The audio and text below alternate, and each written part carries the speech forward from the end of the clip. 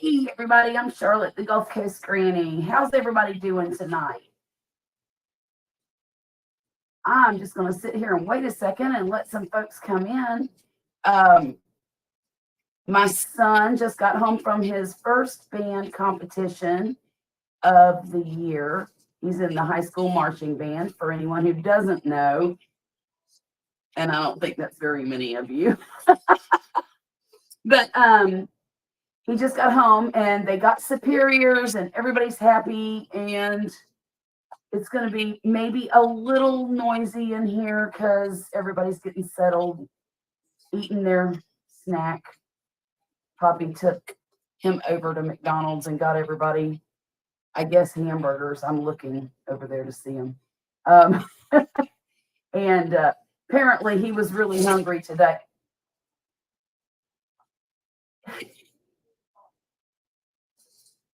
Take all of that noise that way. Y'all didn't get Violet anything? Okay.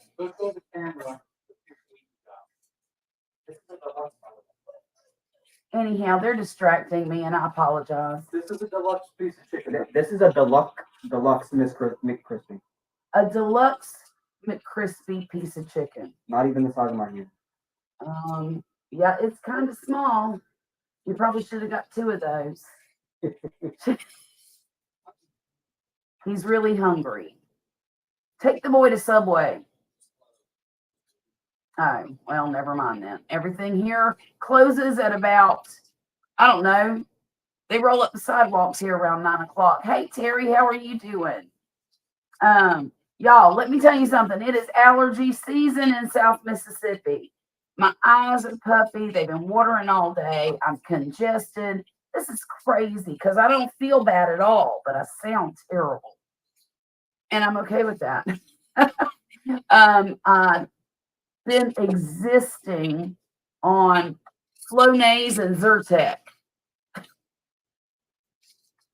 So, and it's only half working. That's great, Terry. That is great. Did y'all didn't get any of that hurricane, did you? No, I know where you are now. It took me a minute. So my parents did, man. I went right just about over their house within a few miles, and they got tore up.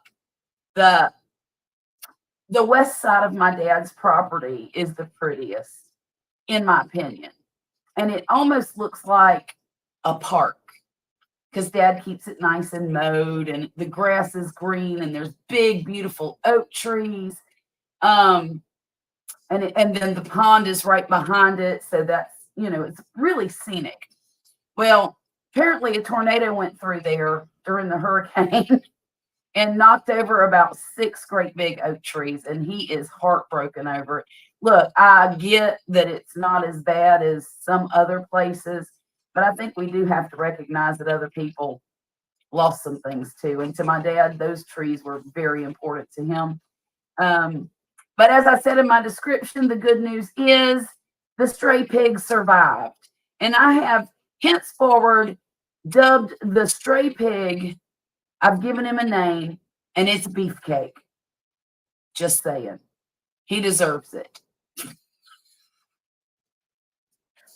I don't know where he hid during the hurricane. My dad certainly did not let him in the house, which is really surprising. What? Beefcake? Yes, I've named the pig Beefcake.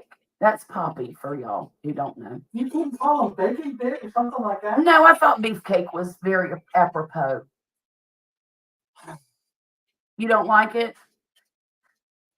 You do you. Be quiet, I'll be calling you Sugar Pop. I will never answer that. When my daughter was going to have her first baby, we decided that he needed to be called something. And he decided on Poppy because that's what the kids called his dad. But for a while there, I told him, I said, I think the baby should call you Sugar Pop. He said no, he didn't like that a bit.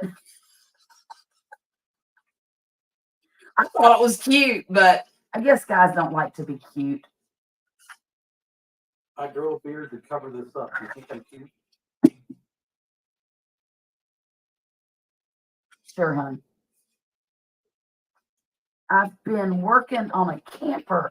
Somebody gave you a camper, you lucky duck. You lucky duck. I would like nothing more than to get an old camper and restore it from top to bottom. You know, decorate it the way I want to, make it a little she shed out in the backyard. And possibly even make it functional for trips. And that would be optimal, you know. But then again, I don't know. I'd have to clean out the she shed every time I want to go somewhere. A 22-foot Prowler. All right then. Hey DJ, how you doing tonight? That sounds wonderful. What are you going to do to it, Terry? Are you just going to clean it up and use it, or are you going to do different stuff to it?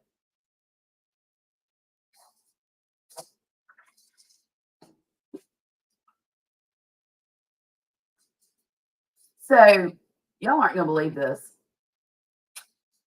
but I live 1.9 miles from downtown where there's a bar that has music, live music every weekend. And I can hear the music in my house right now. It's thumping. Hey, we got a guest. Here's Grumpus. Hey, everybody. So pork chop made it, huh? Oh, beefcake. Beefcake. Beefcake, okay. Beefcake. Yeah, I've named him Beefcake. How you doing I haven't tonight? told Dad yet. He doesn't know what you named him? He has no idea what I've named him. But I figured he made it through the storm. He deserves a name. He's great. I don't know where he hid. I don't know. But Dad said when the storm was done, he come out looking for dinner. So. Well, there you go. You have to replace a ceiling panel in the bedroom and fix a small leak in the roof. And that's the only thing you got to fix. That sounds like a good deal there. Look, somebody gave Terry a 22-foot Prowler camper for free. Wow. Just gave it to him. I said, shoot, I'd like somebody to give me one of them. But I'm glad he got that. So I guess he's going to, is it in good shape? Or is it a rebuild, or what is it? By the way, hey Terry, how you doing? DJ? Well, he says that all he has to replace is the ceiling panel in the bedroom and fix a small leak in the roof. Oh, of course, good. now when you get in there, it might not be as small as you think it is. Yeah. So be prepared for that. Because water will find a way. If we don't believe that, just look at North Carolina today. So. I'm still trying to adjust my screen. Sorry. So have you been hearing about all the conspiracy theories up there in North Carolina with FEMA and No, I haven't really slowed down long enough to get abreast of all the gossip. Well, let me tell you some gossip. Lay it on me. So, there's a conspiracy, and it's coming through on a lot of these YouTube channels who are the prepper people. Oh, okay. Saying that FEMA's out of money. FEMA don't have enough money to take care of these people who are isolated in the mountains, because, you know, they live that way on purpose. Yeah. Those folks, they live up there because they don't want to deal with folks like us. And there's rumors that FEMA is confiscating trucks full of supplies to be delivered. There's also a rumor that some helicopter pilot was threatened with jail if he made one more rescue attempt. He had been rescuing people all day. I don't know if it's all true. I don't know if it's made up, and I'm just putting it out there. But I think with an election a month away, there could be a whole lot of propaganda around the storm. So, and look, absolutely.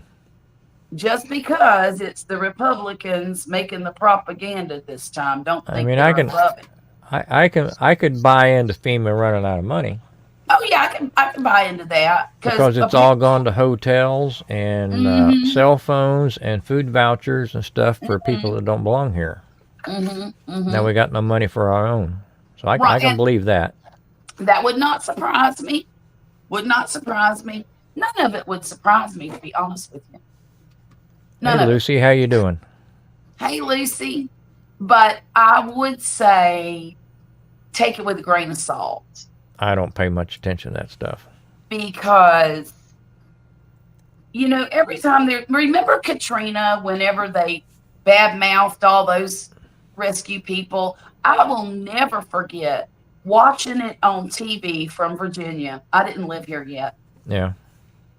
And a helicopter, one of the government helicopters, it was an actual search and rescue person driving the helicopter, goes down to this roof to try to rescue people, and they pulled out guns and started shooting at them.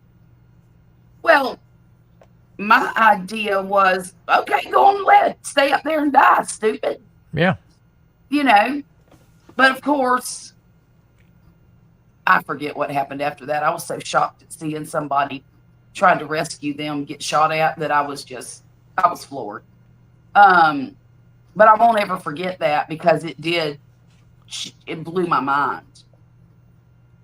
Now I do maybe if you're stranded on a roof for days on end without food and water, you might lose your mind a little bit. Maybe so. You might. So there's that too. But you know, I told my friend yesterday, which she was talking about all this, and I said, you know, a lot of those people up in those mountains who live so far away and they're isolated.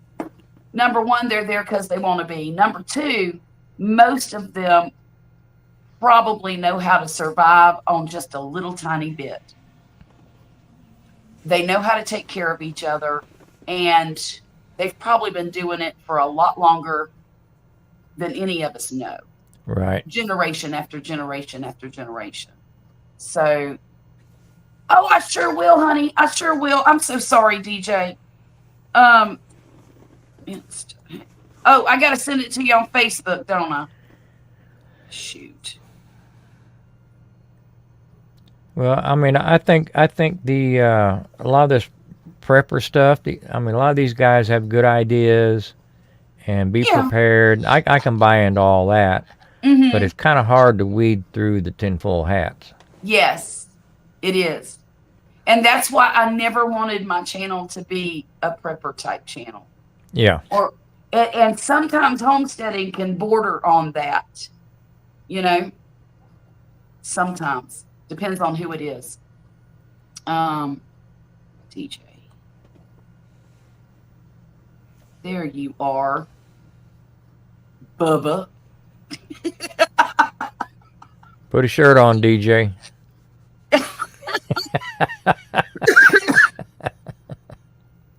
Man, I have been suffering all week with these allergies, and Yeah. I think I might be allergic to my cats. And that's okay, because I'll just You've had survive. cats all along, haven't you? Not so many of them. Oh. I mean, I think the most we had is 3. Now we have 4. Maybe it's not the cats. Maybe it's the dog. But it's something. Yeah. And I mean, I've been that noticing hurricane it. probably stirred a lot of crap up and blew it over who knows how many states. It could have. Speaking of hurricanes, you know, there's one out there brewing trying to hit Florida again. Oh, really? Yeah, and it's supposed to go completely straight across the state. I've never seen anything like it. It's over in the Gulf, over by you, sort of. Yeah, And let's it's take a supposed to peek. go straight across the Gulf and plow into Tampa. Poor Now old that's what Tampa's they're taking a saying, beating. Do what? Say, poor old Tampa's taking a beating. Yeah, it is.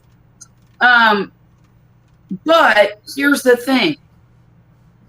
My ridiculous daughter just left here to go to Disney. Have you lost your mind? Why would you do that? Did you get it, DJ? I put it on Facebook. Wow, now that's a pretty weird trajectory there. It really is. I've never seen it before. Where'd you go, Grumpus? There I am. Okay. I mean, that's Here. very odd, a very odd path. It is. Here's DJ. in all his glory. Well, where's DJ in all this mess here in Florida? Hey guys, what's up? DJ's about where, just below where they think it's gonna go in. Is he in Orlando? Little south of Tampa. Oh, south of Tampa. Okay. Uh-huh. Wow. Isn't that a weird trajectory, though? I don't think I've ever seen one. I haven't either. You getting prepared, DJ? I mean, well, I prepared that we will be. I mean, it's, from what I know, it's not projected to be directly at us, but Right. if it's something like last week, Right. we're gonna get rain on and off. Well, I hope that's all it is, DJ, but it's a lot of time between now and then, you know. Yeah, well, Hey, Dwayne, how are you doing tonight? Thanks for coming in. You know, I just feel like there's a lot of hot water out there, and there's a lot of time for it to do whatever it wants. Kind of like Helene. Yep. yeah, no, I mean, I'm looking at my local level right now, and Uh-huh. I mean, it's saying that rain is possible as of 3 a.m. So, But when? Today? I mean, today. So, Okay. So I'm talking about the hurricane that's headed your direction. yes, that's what I'm talking about too. And when Grumpus, when does it say it's supposed to hit land? What day? Thursday? Friday? I haven't got that information in front of me. Let's You don't? see. Let me see what I got here. NBC News says, at 7 a.m. Wednesday, it'll be right off the coast of Florida, right around Tampa. And then 7 a.m. Thursday, it will be offshore, likely headed to the North Atlantic. It's going to be quick, but it's it going to come right in Tampa Bay. The headline says, Tropical Storm Milton likely to become major hurricane as it heads toward Florida. This is showing a Category 3. Yeah, they, for the longest time, for about a week, they were just saying that it was going to be nothing, a rainmaker. And that's it. Well, what I'm seeing right now on the Weather Channel, that's what I'm. Okay, let me check the Weather Channel. Do you need my zip code, OG? Yeah, what is that? 32. 33993. 33993. Yes. Close enough. Man, South Florida's always got to be different, don't they? The whole state of Florida used to be 32 something. Yeah. Yeah. Of course, they only had 3 area codes back then too. Yeah. Adrian Garcia. Okay, 10-day forecast. Let's see.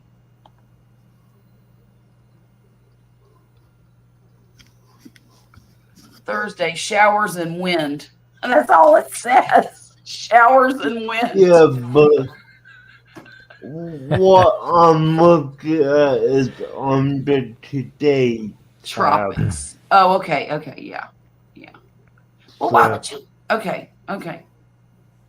Just go look at the song. I'm gonna look at the tropics Okay. Tropical storm Milton to forecast to intensify. Oh gosh, you know what? And she tells me she left today, said I can't not go. Apparently it's non-refundable. So she's going to go spend the weekend in Disney and try to drive back on Tuesday instead of Wednesday. I said, girl, have you lost your entire mind? Everybody in Florida is going to be driving this direction to get away from. Ain't that the truth? I said, don't do that. Leave Monday night, leave Monday afternoon. I said, I don't understand. If you don't have Or anywhere head to be, north. no, she shouldn't head north. Well, she could go to Jacksonville and stay with her brother. Yeah. Or one of her brothers. Here's the thing, though. What happens if that hurricane decides to take a northern track? Well, you might want to close your windows. I know, right? I'm just sitting here watching it going, okay, keep going, keep going, keep going. Yeah, that is an odd. So did that thing generate in the Pacific? It come seems across like Mexico? it might have. It either generated right down south of where it is, or over on the other side. I'm not sure. That's very unusual. I've never seen anything like it. I haven't either. Crazy. Mm-hmm. But it is, you know, I guess climate change is a thing. Uh-huh. Yeah, we're going to have to blame somebody. We're going to blame it on something. I think we ought to come up with something a little more original than climate change. Aliens. That's old hat. That's old hat. Yeah. Look, I've been what do you call it? Shadow banned because I've been talking about hurricane conspiracies.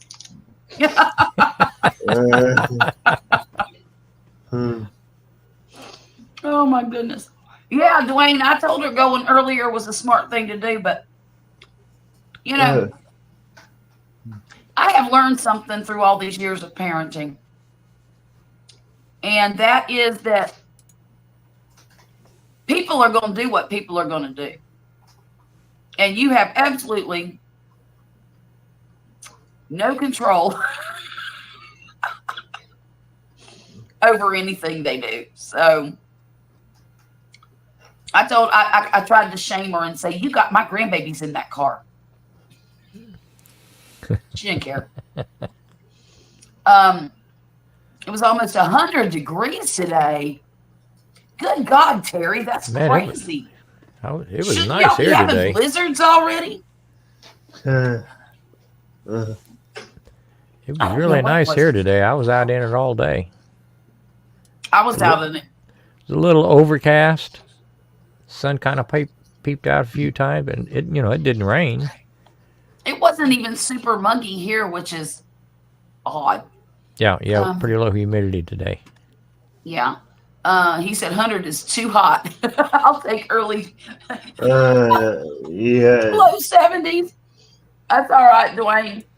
You're in Canada. It never gets hot there, does it? Yeah, that's right. I'm good with you. Yeah, Terry, I think you're right. Go ahead. I'm sorry, DJ. No, I'm just saying I will be in 70 degree level than the 90 degree level we've been Here. having. So, That is the truth. I can't stand it when it's too hot. So why do I live here? yeah. I'll tell you why. Because between October and June, it's the best weather in the world. It's only those few months that it gets, let's see, June, July, August, September, about 3 months out of the year that it's mostly miserable. So I don't miss shoveling snow, so I'll take the heat. I get that. But there are in between areas. Yeah. I mean, where I lived in Virginia, it snowed, but we didn't have to shovel anything. Well, when I moved down here, if I knew Houston got as cold as it did, I probably wouldn't have stopped till it hit Brownsville. Mm. You could have just hung your hat in Key West, and you'd never have anything but nothing but warm weather. Mm. Oh, Dwayne says it can get hot in Canada. It's in 90-degree breezes that I don't care for. Ooh. How are the farms doing in Texas? Grumpus, you got to answer that because I don't know. I haven't heard one way or the other. What No did news you is hear good about news, farms I'm in gonna assume. Texas, Dwayne?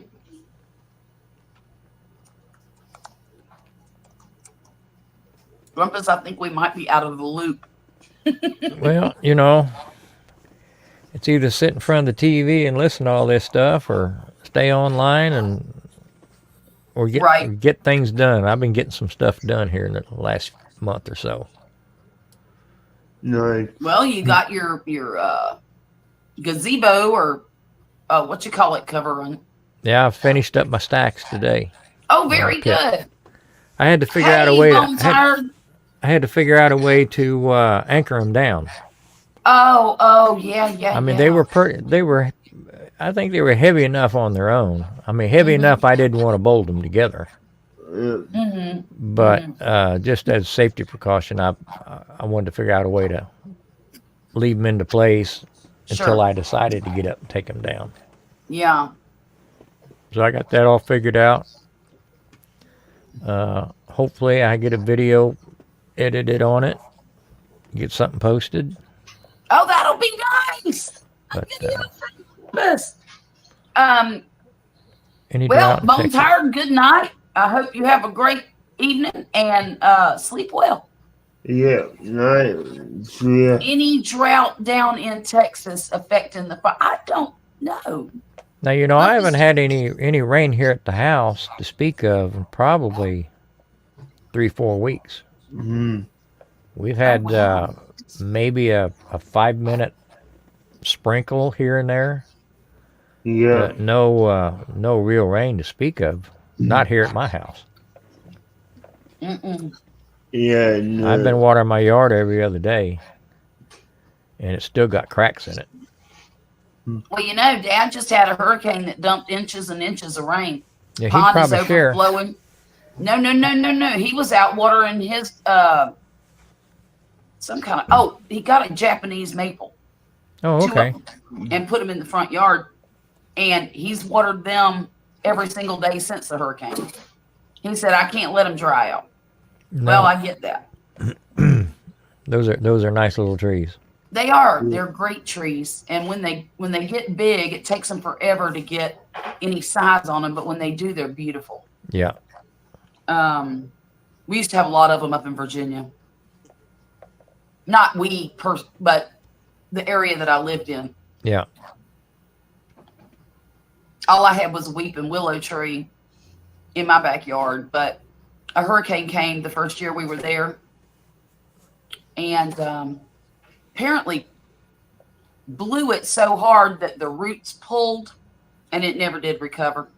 Yeah. It was the saddest thing in the world. I hated it. That's one of the reasons I bought that house, was for that tree. I'm looking to see. Our high was 84 today. Supposed to be 85 tomorrow and 88 Sunday. That sucks. Hopefully the humidity won't be too high. That's a long shot, isn't it? Good. Let's see here. Yeah. It got.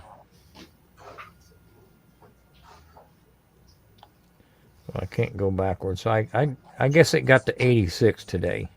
Mm. And it's supposed to get to 70 tonight. Oh wow. Okay. Yeah, I've been going out at midnight, 1 o'clock in the morning, sitting on my deck for a little while. I bet these it's evenings. nice. The wet at 70 degrees, that's a nice evening. Oh, it is. Got my ceiling fan running, nice and cool. Mm-hmm. Heck yeah. Yeah. Well, the kid had his first band competition tonight. Yeah, how'd it do? They did great. They got all superiors, and they're going to the state competition. Cool. I'm Nice. really, Excellent. I am so surprised. You Well, know, you said I've last been, week they were finally pulling it together. they were pulling it together, but they only had one practice all week long until today. And apparently they did so bad yesterday that he told them that they were going to shut at the game last night, that they had a practice at 8 o'clock this morning. So they practiced from 8 to 12 and they left at 12 to go to the competition. Well, apparently they're And they peaking just at the got right home time. about 30. Yeah, they just got home about 30 minutes ago. But apparently that practice that they had today really paid off. It's unfortunate that it took that. I kind of believe that they've laid off of practicing a lot. You know, when Violet was in high school, she was at band every single day till 6 o'clock in the evening. Every single day. They have one whole band practice on Tuesday evenings till 8:30. And then they have sectionals, which means each section gets together on Thursdays from 6:30 to 8:30.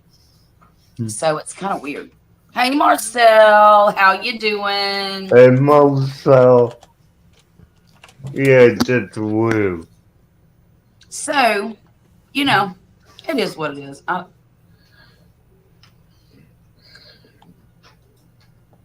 But I do think the lack of practices and the lack of what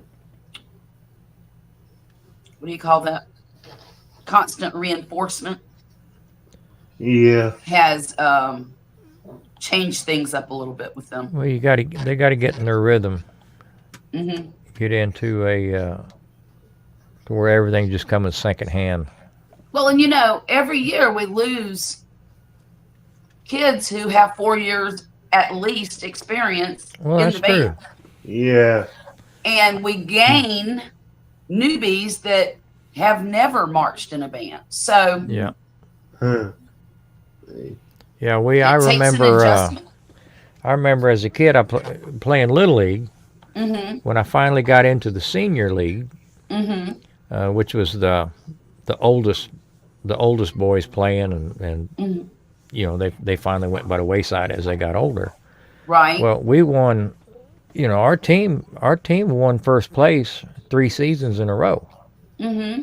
Well, when you come in first place, you get last picks for next season, and then the last place team gets first picks.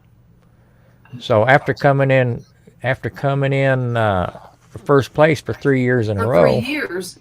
we were losing kids because they got too old to play, and all we got And was then all the new left, ones were the worst of the bunch. the bottom of the barrel leftovers. So that Yep. fourth season, we came in dead last. Oh my gosh. Oh my gosh.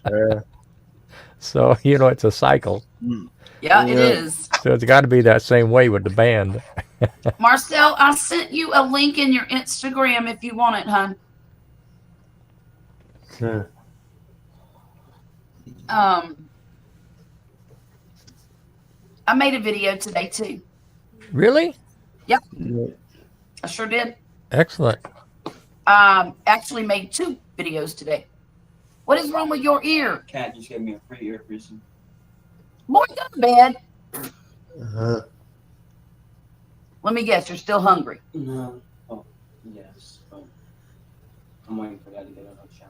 He's waiting on Dad to get out of the shower. I guess you need a shower after you've been out there all day, huh? Yeah. He Yeah. is wired. He is so wired. Hey, Beyond Retail and More. You're new here to this chat. How is everyone doing? Yeah. Doing great. We are doing great. How about you, Grumpus and DJ? If I was any better, I'd be her. Hey, Is it her or him? I can't tell by the icon. I can't either. It's so tiny I can't see it. Looks like a guy. Okay. Sorry, dude. Yeah, I mean, you can't really tell. But, yeah, I'm doing good. Hmm. Yeah, and DJ's naked. He shows up like that occasionally. Yeah, It's, don't stand up, DJ. um, farmer, but I'm not that far Yeah, away. If I Don't took get us don't get us mixed up with your other channel. that's right. that, well, I will say this. I did send you simple solid that has to do with my old channel. You did. Did you Look, email it? look at Facebook Messenger and you will see what I said. Oh, on Messenger? Yeah. I can't look right now. Hey, give me a few. Yeah, Hey, Lisa. Good to take your see you. It's time. been a while, hasn't it? Yeah. I didn't go. I skipped my time and told Grumpus to take it if he wanted it. And then one night I forgot. Completely Yeah. forgot. Or I was tired or something happened. I don't know what it was. I probably fell. This insomnia sucks, y'all. Because what happens is I'll go for weeks and weeks and weeks and I'll be cooking along pretty good. And then I just crash. And I'll sleep for 3 straight days. Wow. And, I'll get up to cook or I'll get up to do, but I'm constantly going back to bed. And it's like I can't, I don't have any energy or anything. And I know it's my body telling me, hey, ding-a-ling, you need a break. Yeah. But no, I got some things planted in the garden this week. Oh, what'd you get planted? Well, I went to the farm store last weekend and I bought some collard greens and some spinach. And I also planted some seeds. I've got little seedlings now of broccoli. It's called sprouting broccoli.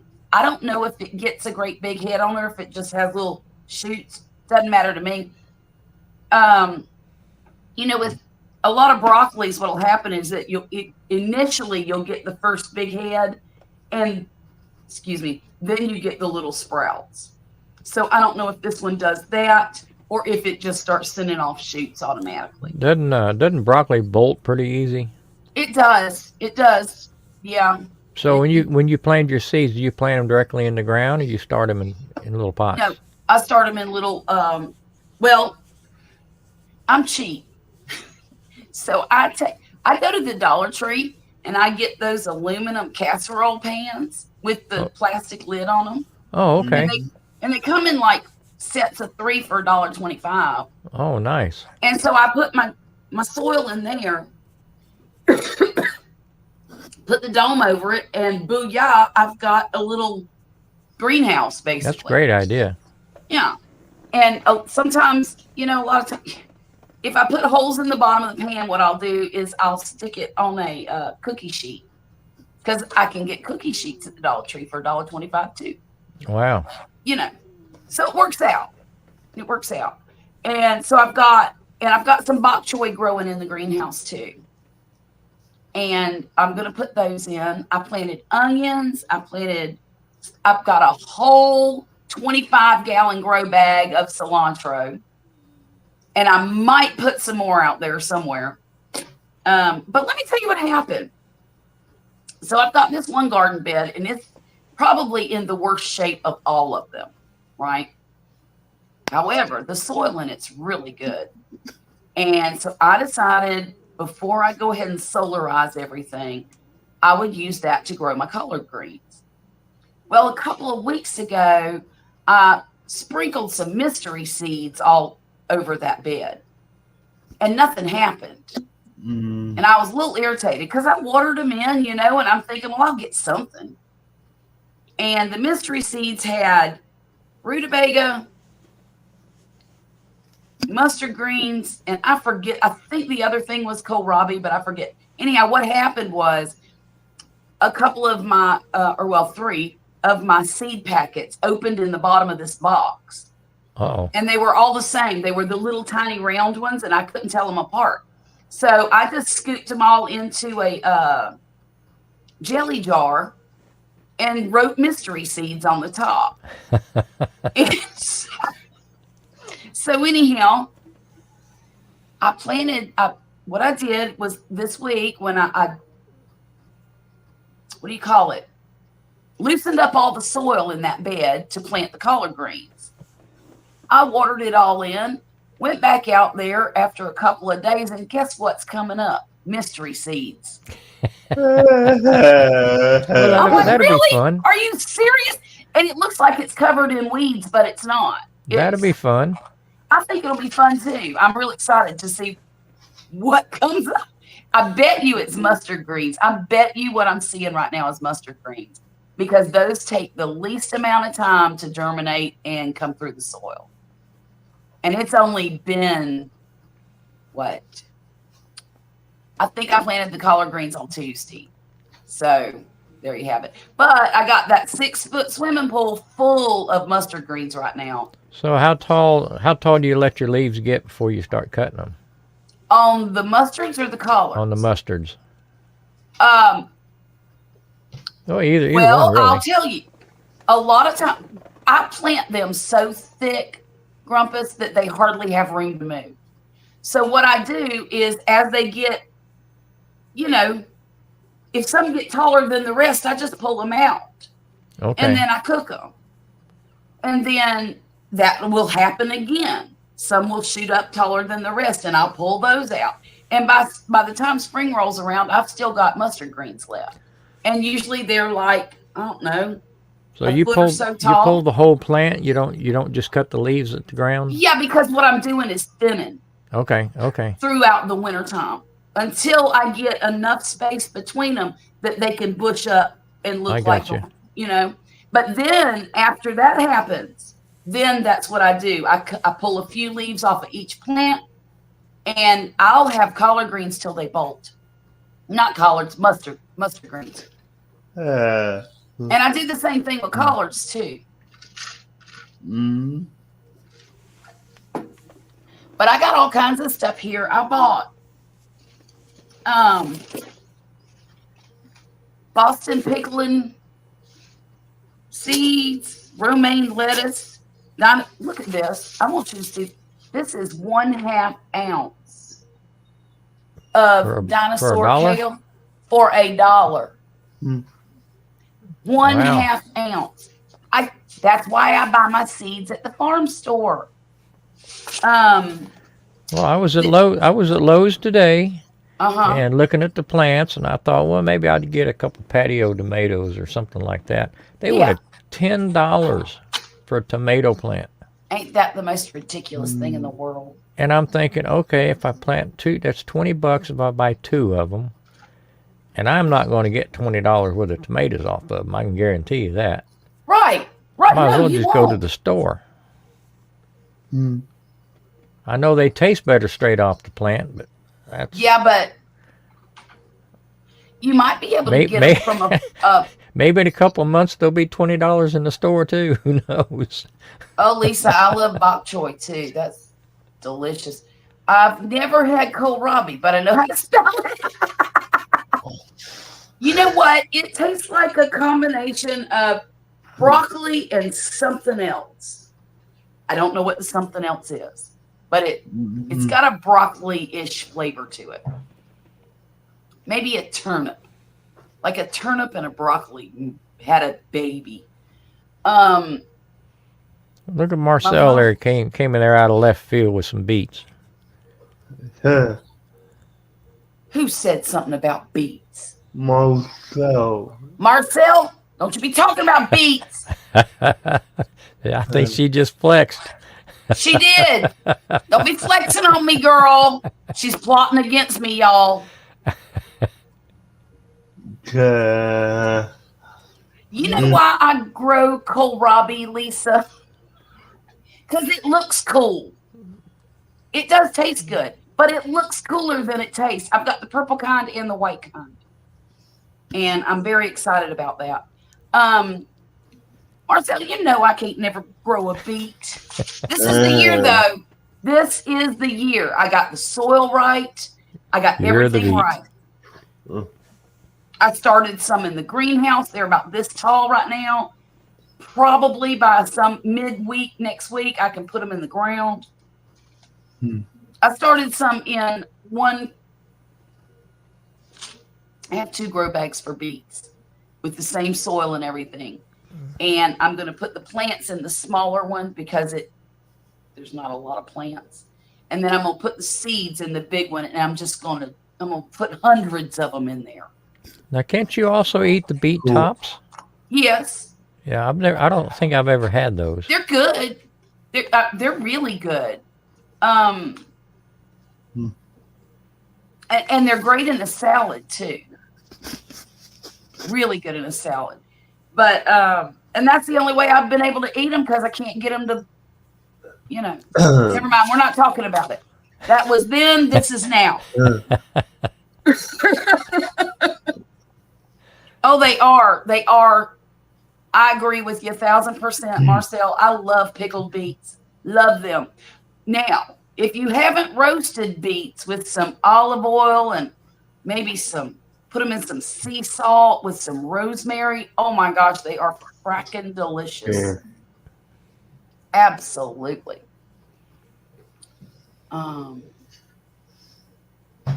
Any favorite way for you to prepare the mustard greens? Look, I'm an old Southern lady.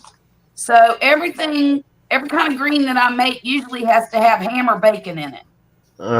Yep. And maybe a little vinegar or some Pete's hot sauce, pepper sauce. Yeah. And that's my favorite way to make mustard greens. Now, some people boil them. I don't. Well, the bigger leaves, I will boil. But if they're the small, tender greens, I just saute them in a pan. Beets on a salad are really good. Yeah, with some good cheese. You didn't miss anything except that I can't grow beets. Shh. Kind of like a turnip taste. Yep. I'm sorry. I'm a little bit behind in the chat, guys. I apologize. Well, I'll tell you why. Because Marcel done gave you a beat down. Oh, come on, Marcel. Somebody else grew them, but the pickles are so good. Probably my favorite way. Where is it? You're going to share I've been assaulted. I have been absolutely assaulted by my friend.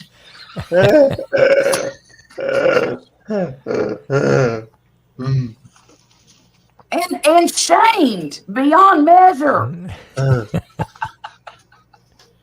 So anyhow, yeah, I got those seeds, and I got some other.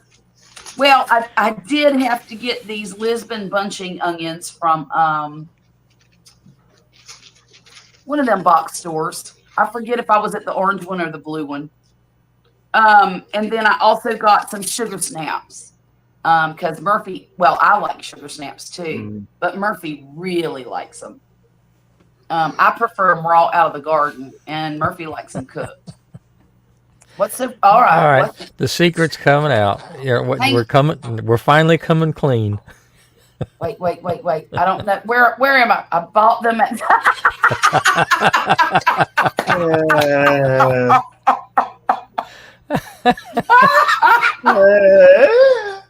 It's okay. Marcel, that's how I have to buy mine too.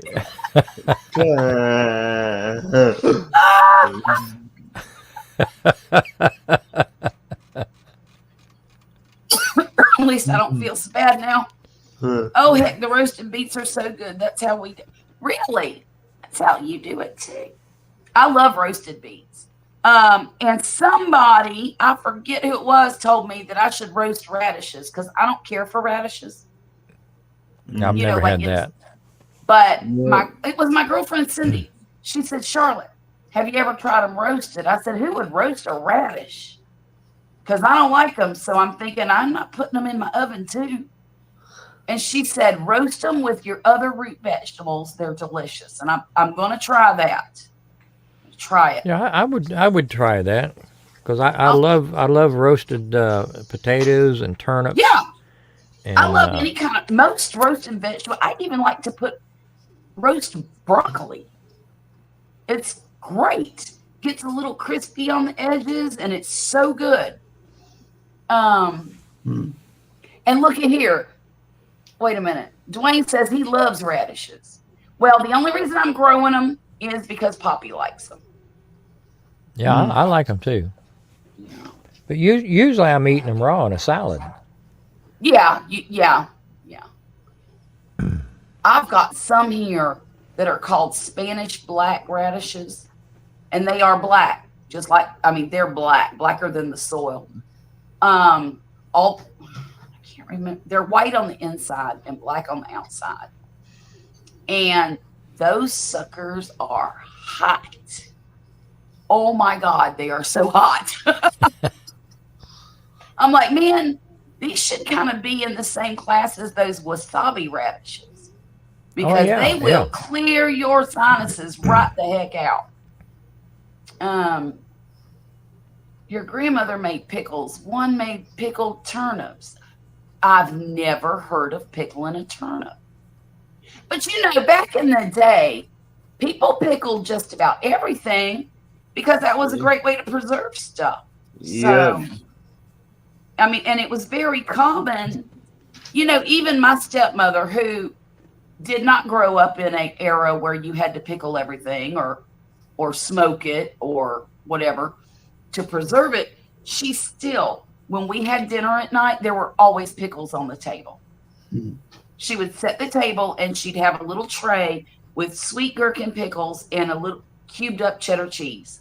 And that, it was like our little appetizer, I guess. Cool. You know what? I like bread and butter pickles better than just about any other pickle, I think. Well, and I do like spicy pickled green beans.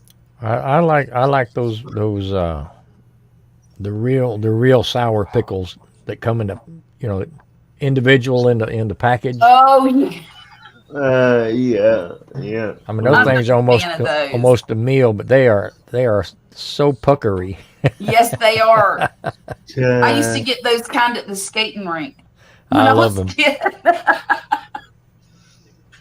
My grandmother had to raise kids in the 20s and 30s on their farms. They had a lot of sugar and warm spices. You know, somebody was saying, oh, wait a minute. They had to do food preservation.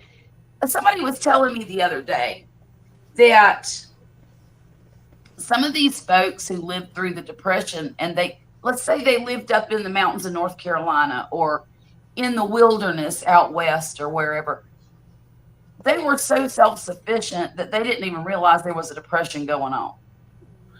Now, I don't know how true that is, but, when you can take care of yourself and I guess live off your own good common sense, maybe you don't need all that other stuff. But, Well, if you don't they don't miss it because they don't have it. Right. Well, and that's the thing. You never miss what you never had. Yeah. I made the pickled beets with a little bit of brown sugar and warm spices. That sounds really good too. Brown sugar. You might Warm. have to send What do you me a mean jar. warm spices? You mean like cayenne or something like that? Well, I was thinking like pumpkin spice, like nutmeg and I don't know what else. Cinnamon, maybe. I don't. She put brown sugar and a little nutmeg may have been in the mix. Yeah, that's what I was thinking. I'll wait for the video. Marcel, I might need you to deliver me a jar of them pickled beets. Just a taste test. Just a taste test. It could be a little jar. Cinnamon and cloves. Oh, cinnamon and cloves. Okay. I'm in. Yeah. The cinnamon throws me off a little bit, but it does sound very, very interesting. Depends where you lived. If it was in the Great Plains area of North America, they had bad. Oh, that's right. That was during the Dust Bowl too, wasn't it? Yeah. Grumpus, take over for me. I need to use the ladies' room. All right.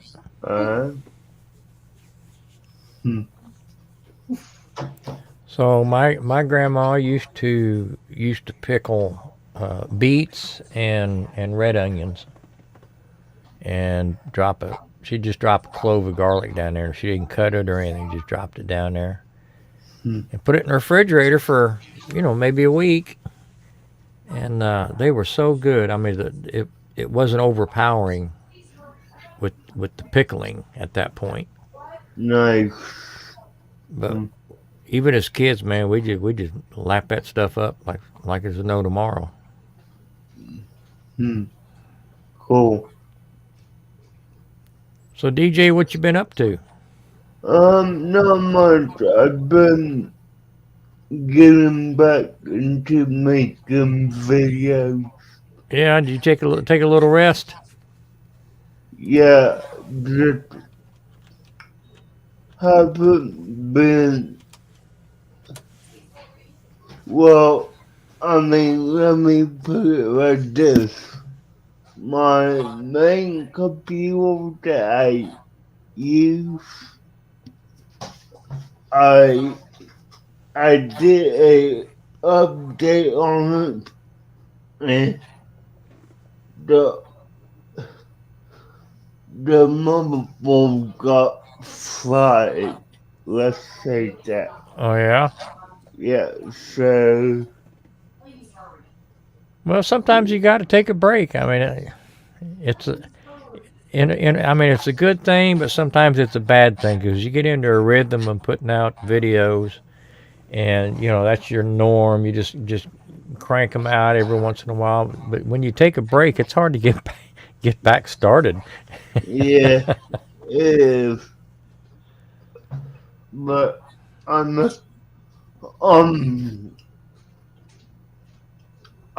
doing what I can right now for the holidays. So, Oh yeah. Yeah. I mean, yeah. I'm putting out at least one video a week. And that's awesome. They tried two, I don't know. But, along with this, like, I'm also coming up on my birthday this month. Oh yeah, I remember that. Yeah. So do you Totally. do you edit your videos, or is everything live? I edit. I edit to a point.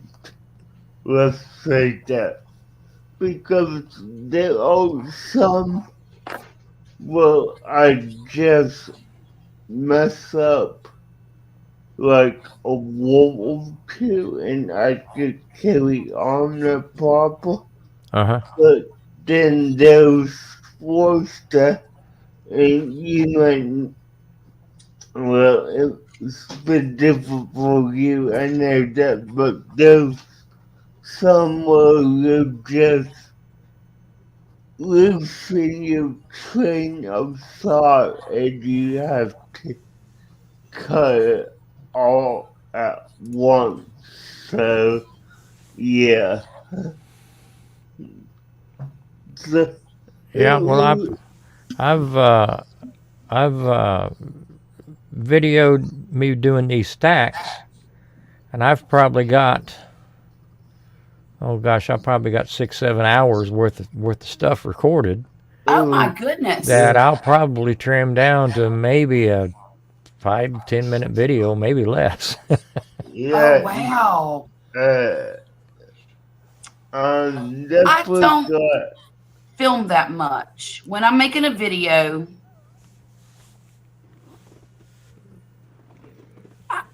Well, don't know. normally I'll have maybe for a 20-minute video, I may have maybe 3 hours recorded.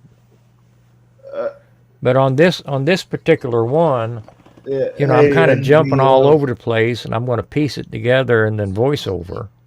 And Okay. I'm not exactly sure what clips I want to pull out.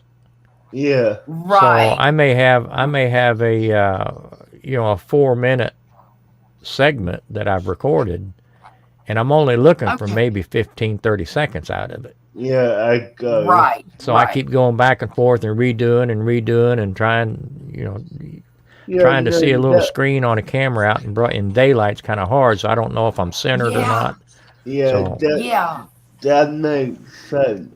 I mean, like, if I did a 12-minute video, I'm recording for about an hour and just cut that down yeah, to what I want you to know because there's a lot I could put out there, but if you're not gonna sit through, a whole 20-minute video, Mm-hmm.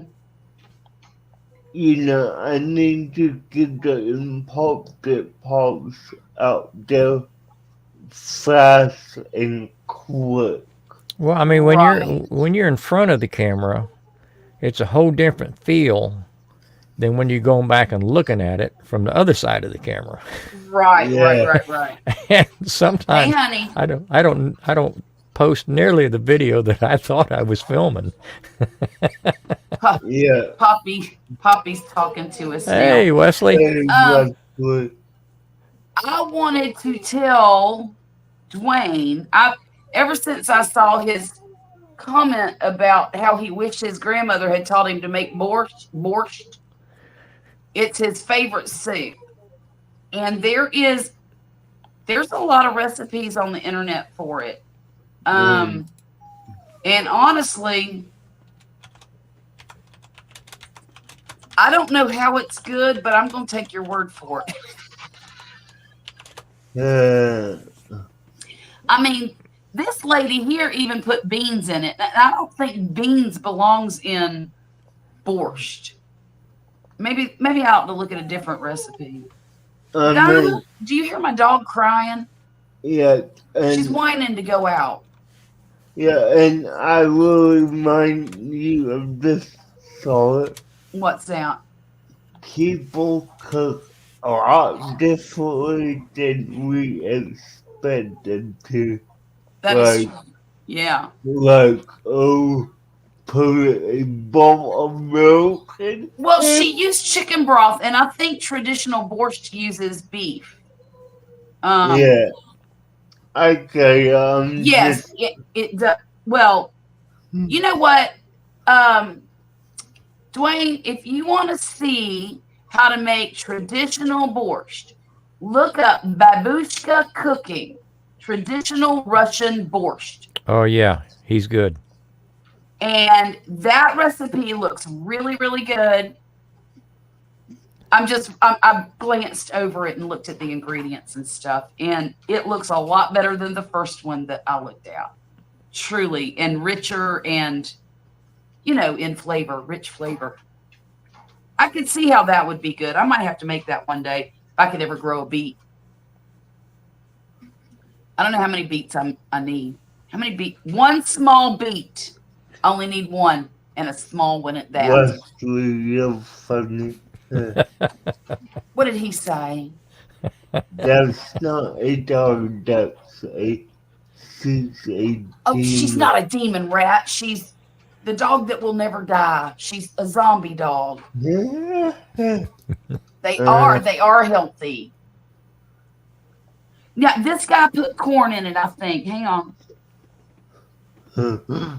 No, this guy did not put, Babushka did not. He put a carrot in it, and he put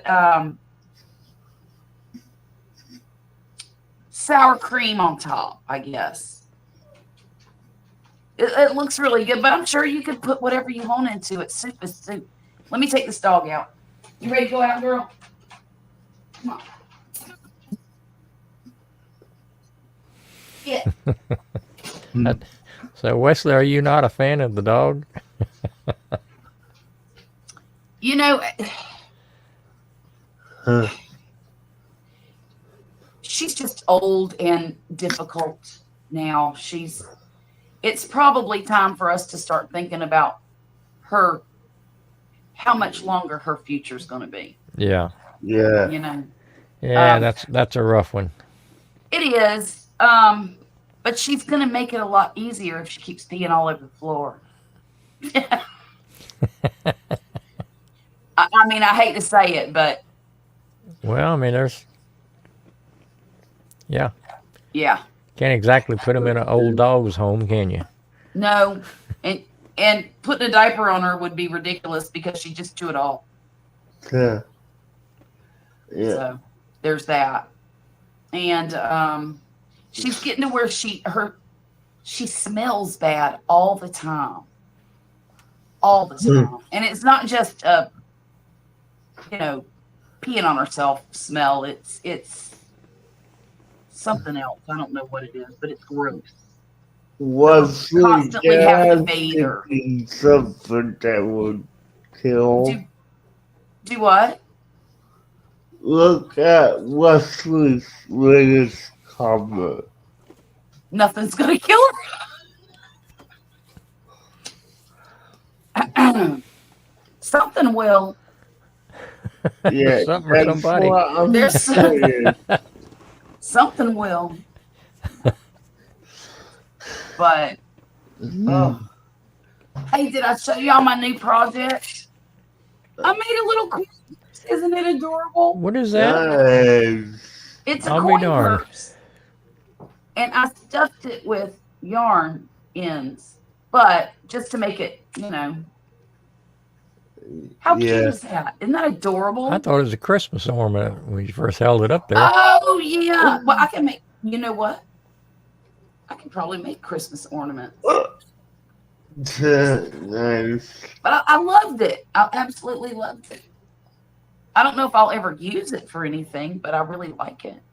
I bet you Millie would like it to put in her purse that I made her. I think she would like that. Yeah. Yeah. She thinks she had money or something. The fact that it's still 83 degrees outside right now is just silly. It is. Marcel, I concur. I don't know what it is. Hey, Poppy, tell me what's the temperature. It was 59 in Louisiana the other morning. Well, I'm talking about now, dear.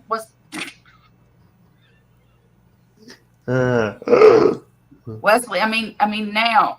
Reminds me of my grandpa's old coin purse. Oh, wow. It's 77 right now here. That's what it reminded me of too, Marcel, the old-timey cigarette cases. Yeah. My grandmother had one for decades, the same one for decades. Hers was red, and it had a little pocket for her lighter. But, yeah, those memories are something else, aren't they? I was just thinking about my poor old grandma the other day. You know what? She drank a whole lot. And I used to hate her for that. I used to hate the fact that she drank so much. I didn't hate her, but I hate, I just didn't like it. And I got to thinking the other day, and I thought, if my life would have went the same way hers did, I probably would have been a drunk too. She had it hard. I mean, she lost her father when she was a teenager. She lost her husband when she was in her late 30s, maybe early 40s. And then she lost her only child a few years later, maybe a decade later.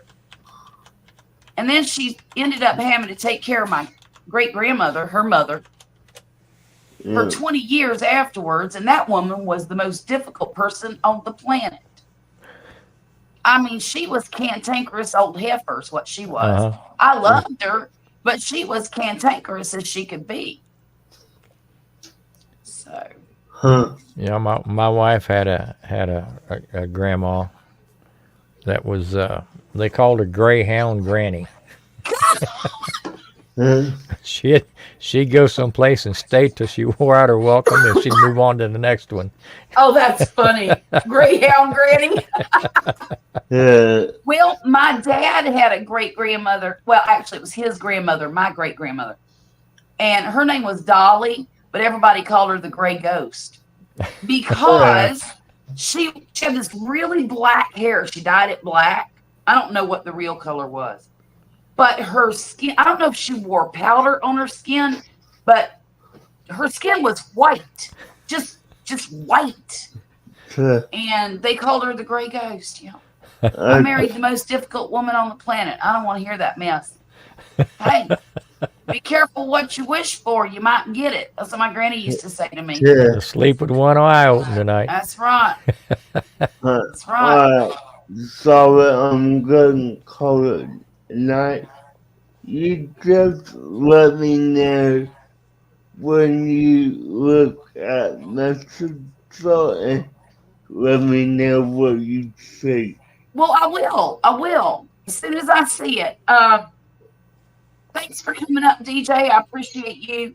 And you sleep well tonight, okay? You too, anytime.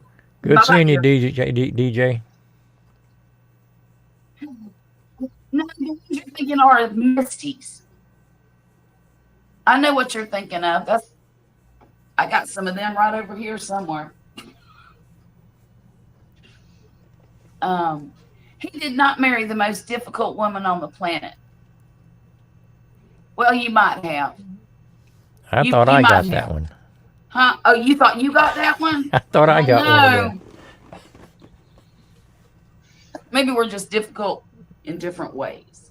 I thought I just drug a weak one down out of the herd. She's tougher than I thought.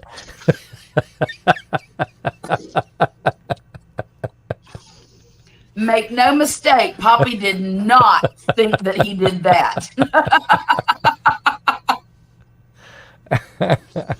Woo! Which fortune? I did a 23. What? Nobody knows what you're talking about, honey. I Is know what Wesley you're talking drinking? about. His phone is I think correct in what he was trying to say. He basically what he's trying to say is our 24th anniversary is coming up soon. Oh, wow. Doing something special? No, I don't know. Well, it's in February, so wish for it, shot. Oh shit, you did it. Okay, I get it now, honey. Stop trying to spell. It's not working out for you real good. I love you.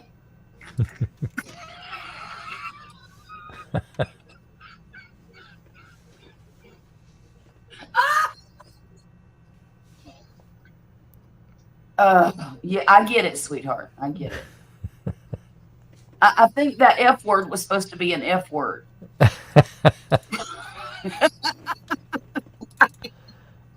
I'm going to put some tea in this. I'll be right back. All righty. I'm listening. I can still talk to you. Oh, shoot. 08. Well, I can pour it all over my arm, too. So, Grumpus, how was your week? The week, excuse me, week was kind of long. Yeah. Yeah, it's getting a little slow again. Oh, at work? Yeah, I mean, when Burl hit and everybody was without power, you know, a lot of our customers were without power also. Right.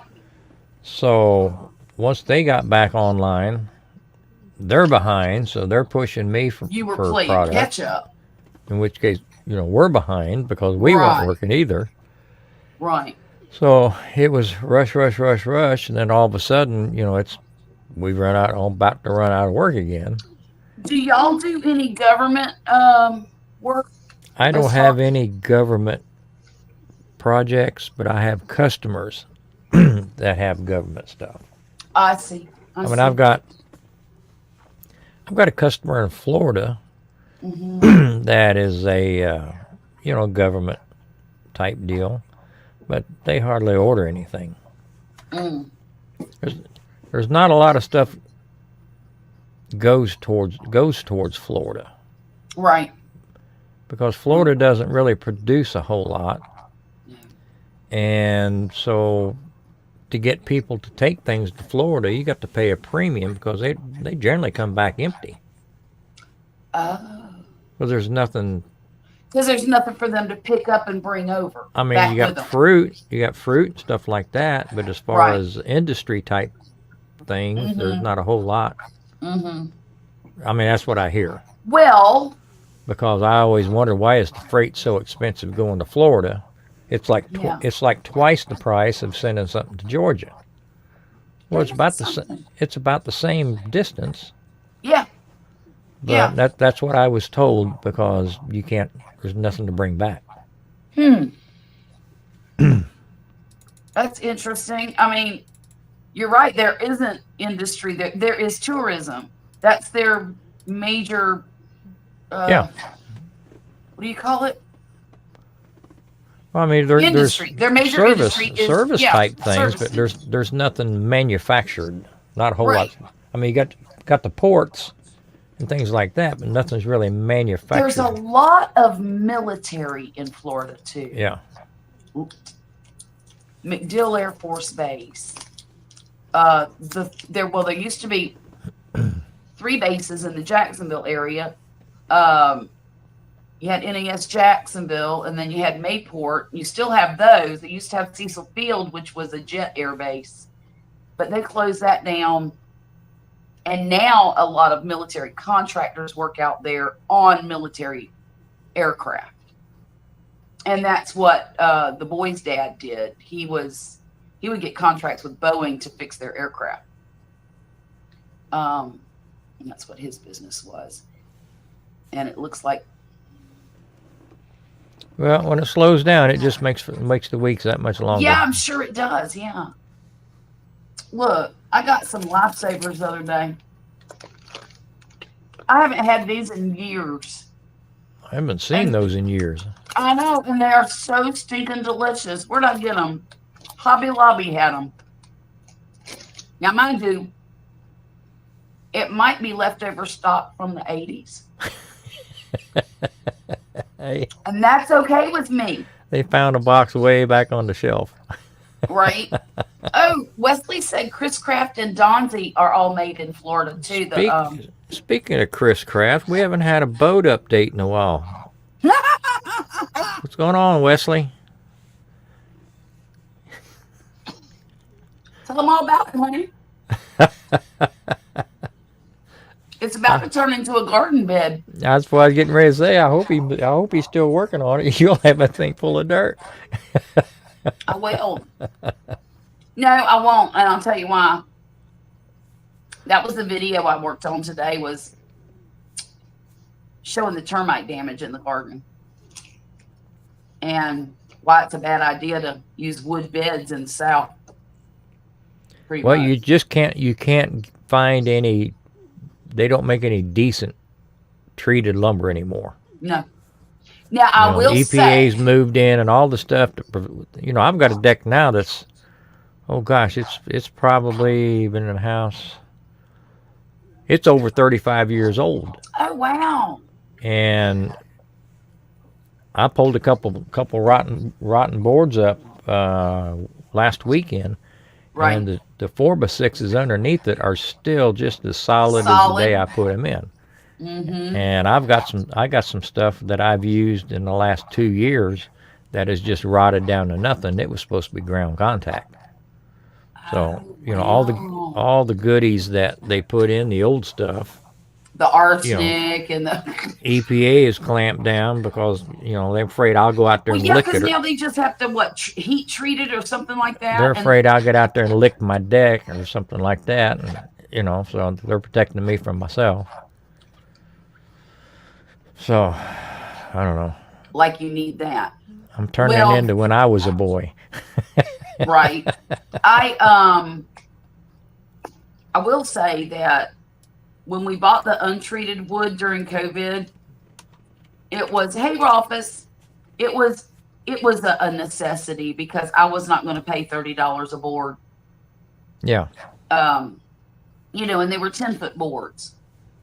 But the treated beds that we had fared a lot better than the untreated ones and lasted a little bit longer, but they still got eaten alive. Well, now you've got two different pressure treated lumber. You've got the pressure treated lumber, and then you got ground contact. Mm-hmm.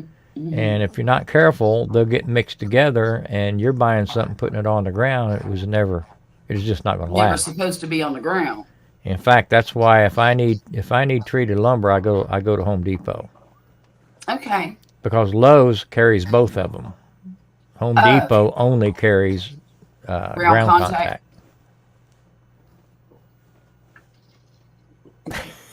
It's not what you thought, Wesley.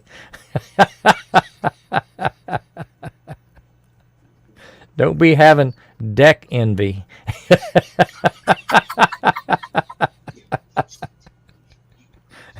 Oh my goodness. Wesley, don't be ugly. That is not how you make friends, dear. It's not the size of the deck, it's what you do on it. Apparently. Do on it. That's funny.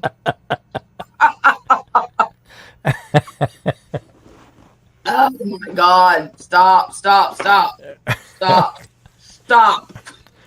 Wesley started it. I know. I'm not surprised either. He's going to get me banned. No, he's going to get himself grounded.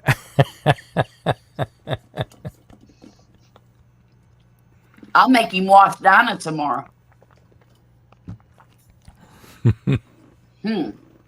But yeah, I think metal's going to be the route that I go from here on out with the. Well, yeah, I mean, if you've got areas already established, so it's more or less permanent at this point. So yeah, metal would definitely be the way to go.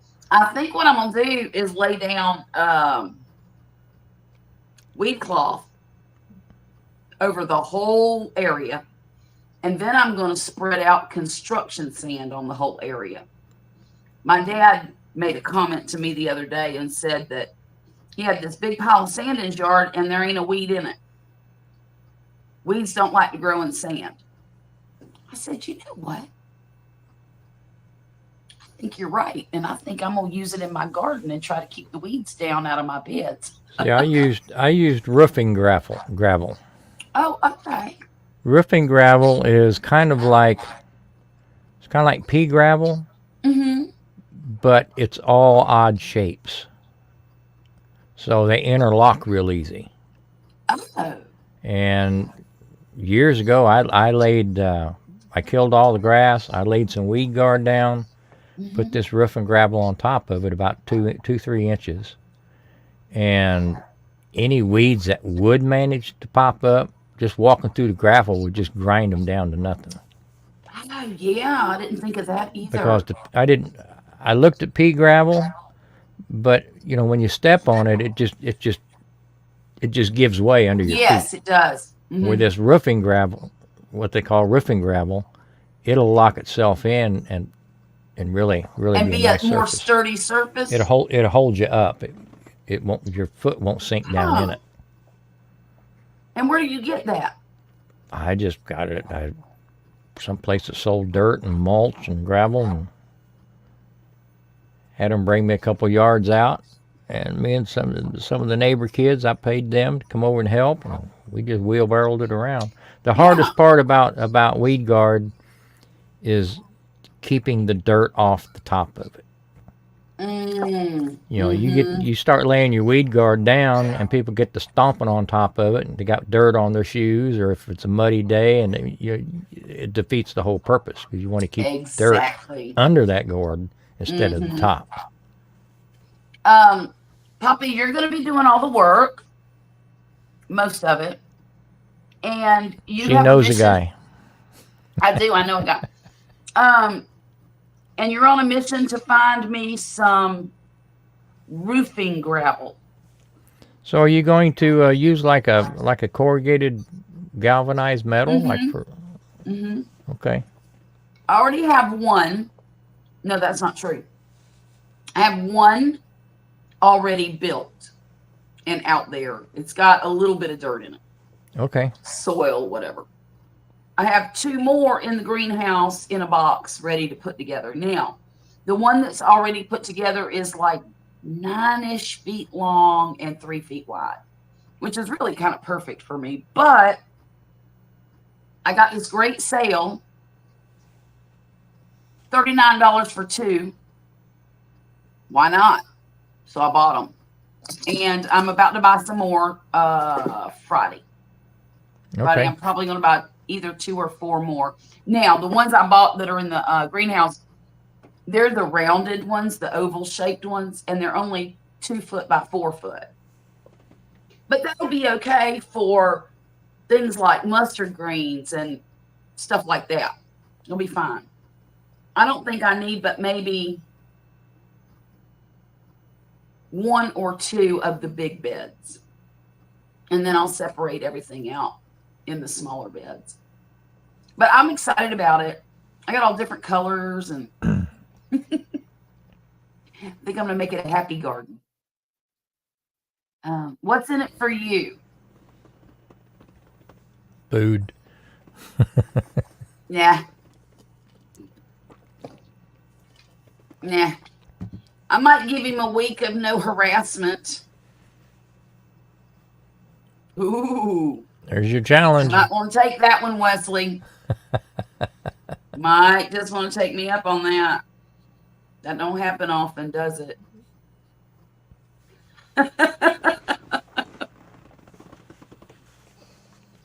Well, if you knew any, Excuse me.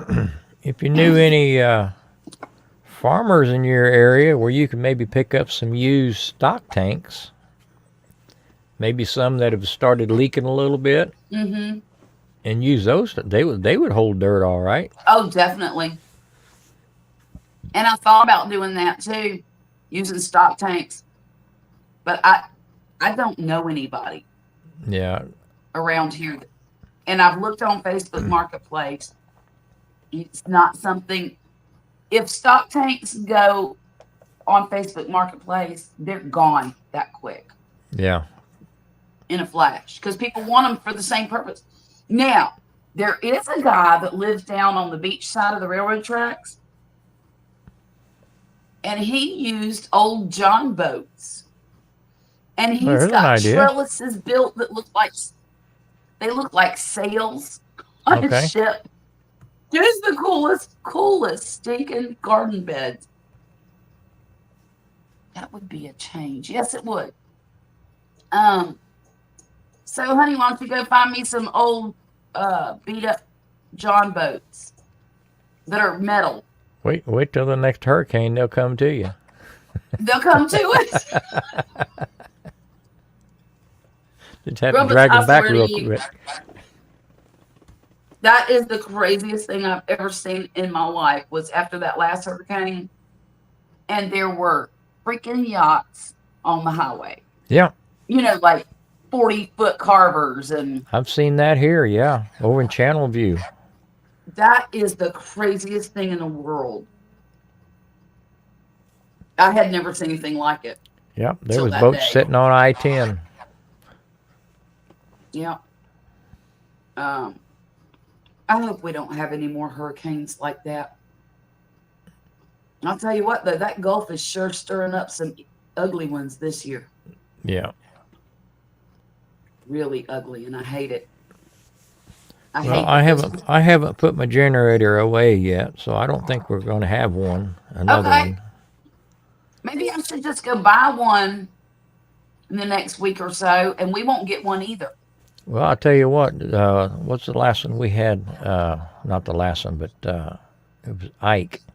Ike hit pretty hard, Well, Harvey did too.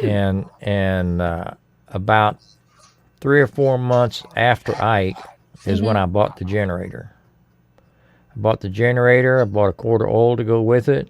Mm-hmm. I bought all the extension cords I needed, a big duffel bag to keep them in, and everything was in a pile in my garage for all of those years. Oh my gosh. And I told everybody, I said, if that's the price of hurricane insurance, then that's fine with That's me. worth it. But it wasn't until this last one blew through that I even got the thing out of the box. No way. I didn't even know if it'd start. I bet you didn't too, because that's a long time. Well out of warranty. I'm sure of that. Mm-hmm. Mm-hmm. I think I'm gonna go get me one of those Predator knockoffs of the Honda.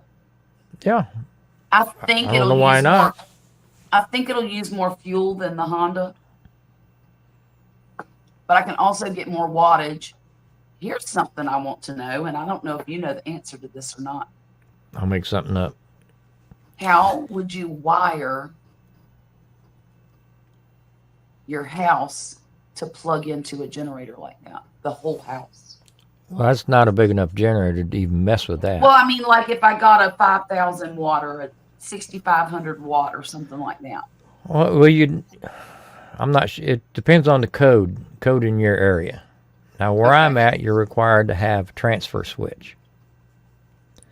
And what that transfer switch does is disconnects you from the power pole before it connects to the generator. Okay. It prevents you from having a generator feeding power back to the pole. Right. To where you've got guys 2 miles from you working on a tree limb, and they pulled fuses and think that line's dead, and you're sending power back to them from your house. To it. Yeah, and it zaps them. Yeah. Now what I did was I bought, because I wanted to put the generator in the greenhouse. Okay. Because the windows are open, the door's open, but the noise is away from the house. Yes. I bought it a huge extension cord. I mean, a really thick one. Mm-hmm. I think it was 50 foot to run to the house. And then I got the little pigtails with the 3-way on the end of them. So you plug it in and it splits 3 ways. Oh. And then I got, cords, some decent sized cords running off each one of those. Each one of those. 2 of them's going to a refrigerator and one of them's going to a box fan in the bedroom. Okay. So, but you got to have it. You don't want to lose all of your wattage because you're just heating up an undersized extension cord. Right. I mean, I think I gave well over $100 for that main cord coming from the greenhouse in. Wesley, how many cords do you have that we could hook into a generator? He has cords hanging all over that shed. It's ridiculous. And then I bought a specifically that's my hurricane bag. Mm-hmm. I got a big toolbox or a tool bag stuffed full of my extension cords, any adapters, anything like that, and it's zipped up in one place. And I don't use them cords for anything. That's a good idea. I don't want to nick them. I don't want to have to look for them. I don't have to find a plug tore off of one of them.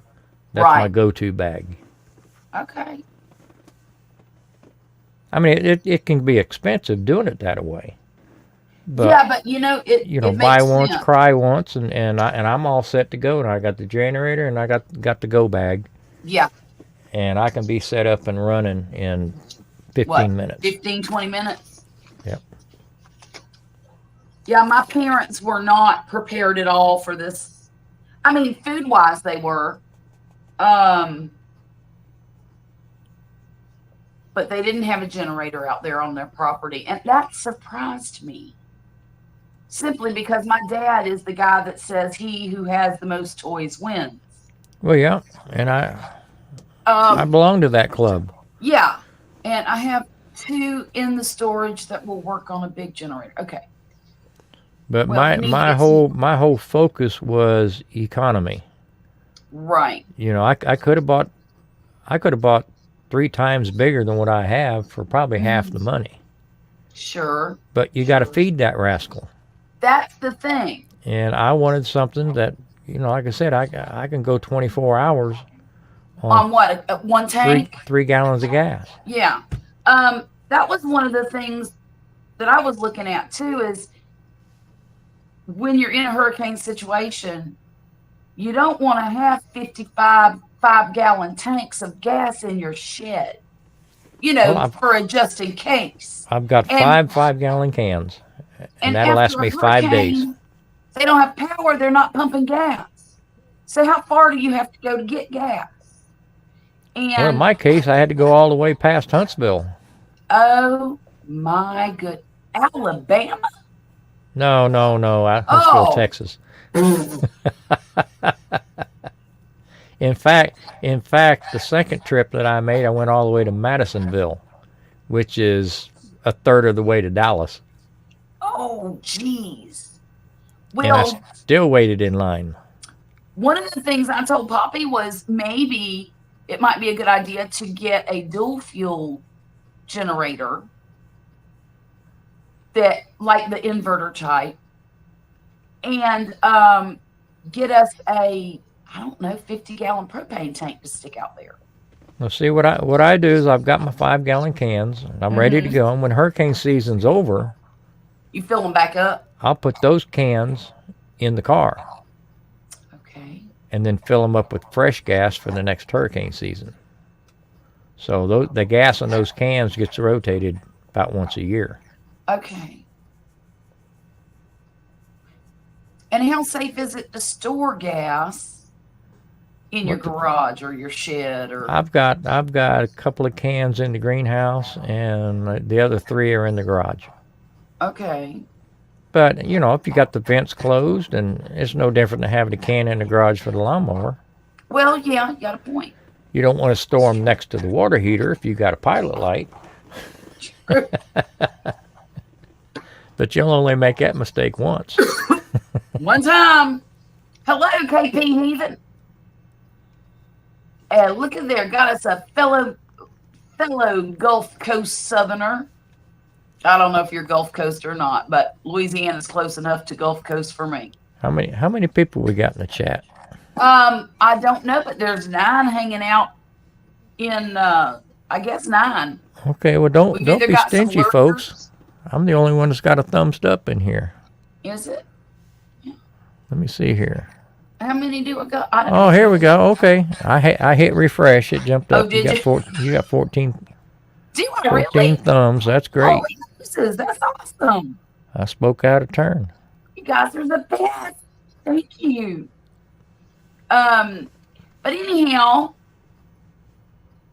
I'm gonna change that. Those predators, I've heard they're pretty good. I really hope so. I'm just worried about the gas consumption. That's the main thing I'm worried about.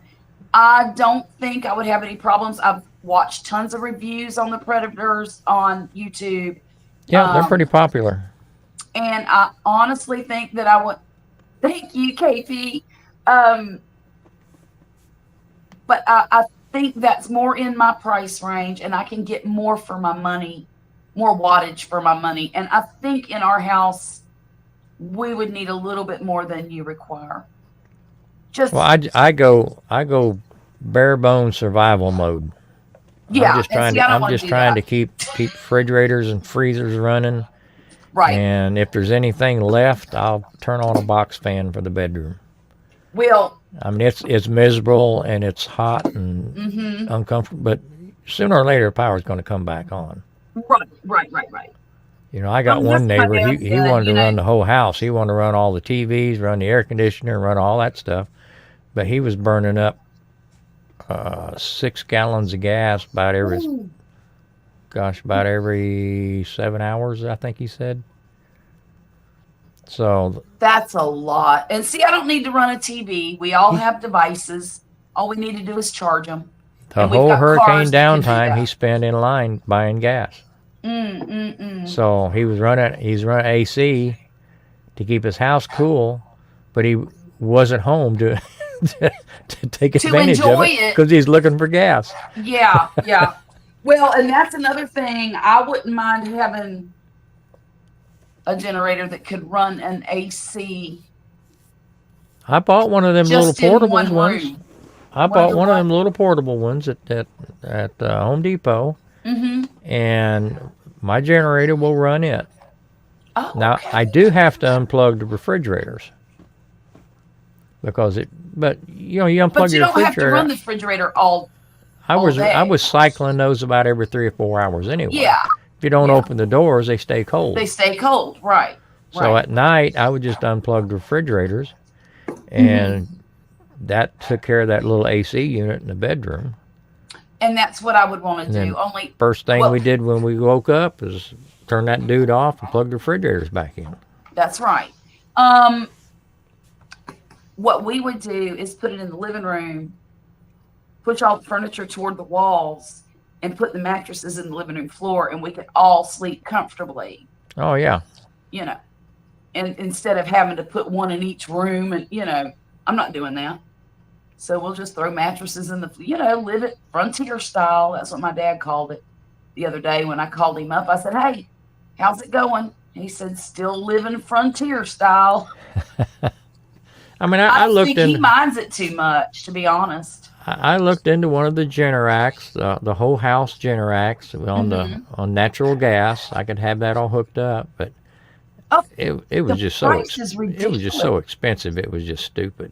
I mean, I know around here it's anywhere between 12 and 20 grand to have that done. Yeah, And that is insane. yeah. I don't know why they charge I don't need so that. much. I don't need to outlay that much of expense for 3 to 5 days of use Exactly. And maybe every 10 years. every 2 or 3, 10 years, whatever. Nobody knows. I don't know. Has it ever gone that long without the Gulf getting a hurricane? Well, we get pretty lucky. They usually head somewhere else. Just so y'all know, I have an active YouTube channel and post videos. Most of my videos are cheap preps. Oh gosh, I'm gonna have to go check your channel out. I'm gonna go subscribe to it right now because I like cheap preps. Yes, Yeah, he sir, had me at cheap. Bob. Cheap. You just said my favorite word. Grumpus, on the other hand, he likes a little more high dollar stuff. Just a little high dollar. Okay, KP. Okay. KP Heathen? Heathen. Heathen. I call my daughter that all the time. I gotcha. Okay.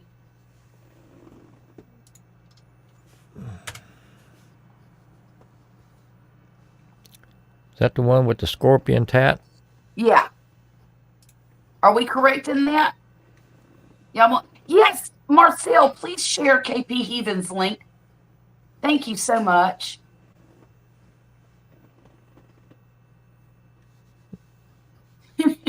Ugly. What is ugly sleep, KP Heathen? Oh, what a beautiful dog. Is that we used to have one. Honey, what kind of dog was Ziva?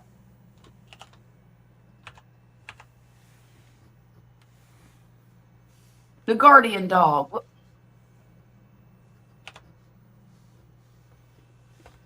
Look, I'm getting old. I can't remember what kind of dog I had. Most people can't afford high dollar equipment. So get what you can afford and build from that. Yeah, that's what I want. That's what I need to do. Number 672. What does that mean? I'm his 672nd subscriber. Oh, really? I didn't check and see which one I was. I was probably 671. See, Great Pyrenees. That's what we had. Thank you. Thank you. She was a great dog, but she needed, at the time we did not have, well, we still don't. We didn't have any property or anything, and I was trying to keep her as a house dog, and she just did not thrive in that environment. And I should have known better. But, yeah, we had to rehome her, unfortunately.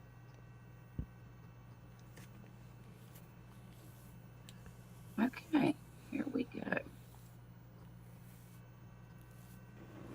Good job. Well, now you have 670 subscribers. Yeah.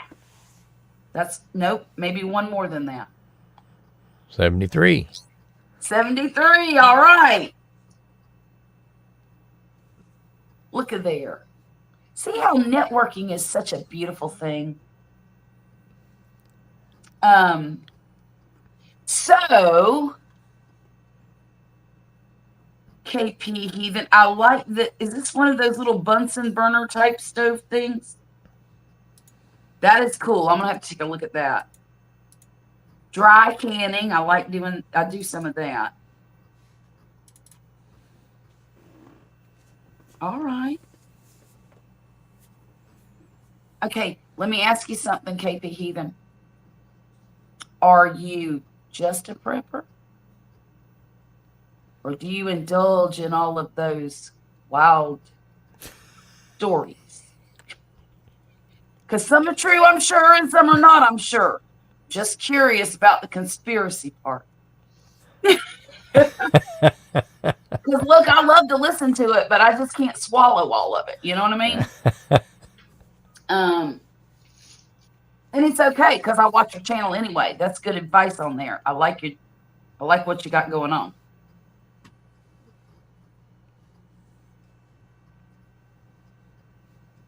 Anyhow, yeah, I've been watching. I've kind of been a little bit of a hurricane junkie this week, watching the. It's kind of forced us into it, yeah. Well, yeah, and every time I turn on YouTube, it's like the first thing I see. This is happening. This is happening, and I'm a sucker for a good thumbnail. I mean, no politics, just trying to. All right, I'm in. That's the way to do it. Kudos, kudos, kudos. We don't do any politics. We do a little opinion here, but not very much at all, right, Grumpus? We try not to let it go off the rails. Yeah, we do. We try not to get crazy. I mean, I don't need to lose half my viewers. I know, right? And see, Grumpus is a little more loud. No. You're more conservative than I am. I'm not quite as conservative as you are. I'm more of a middle of the road kind of person. Well, I'm kind of a live and let live guy. I mean, I don't care what you do behind your doors. I know. But once you bring it out in the front yard, then it's then let's laugh. It's open season for Grumpus to jump in.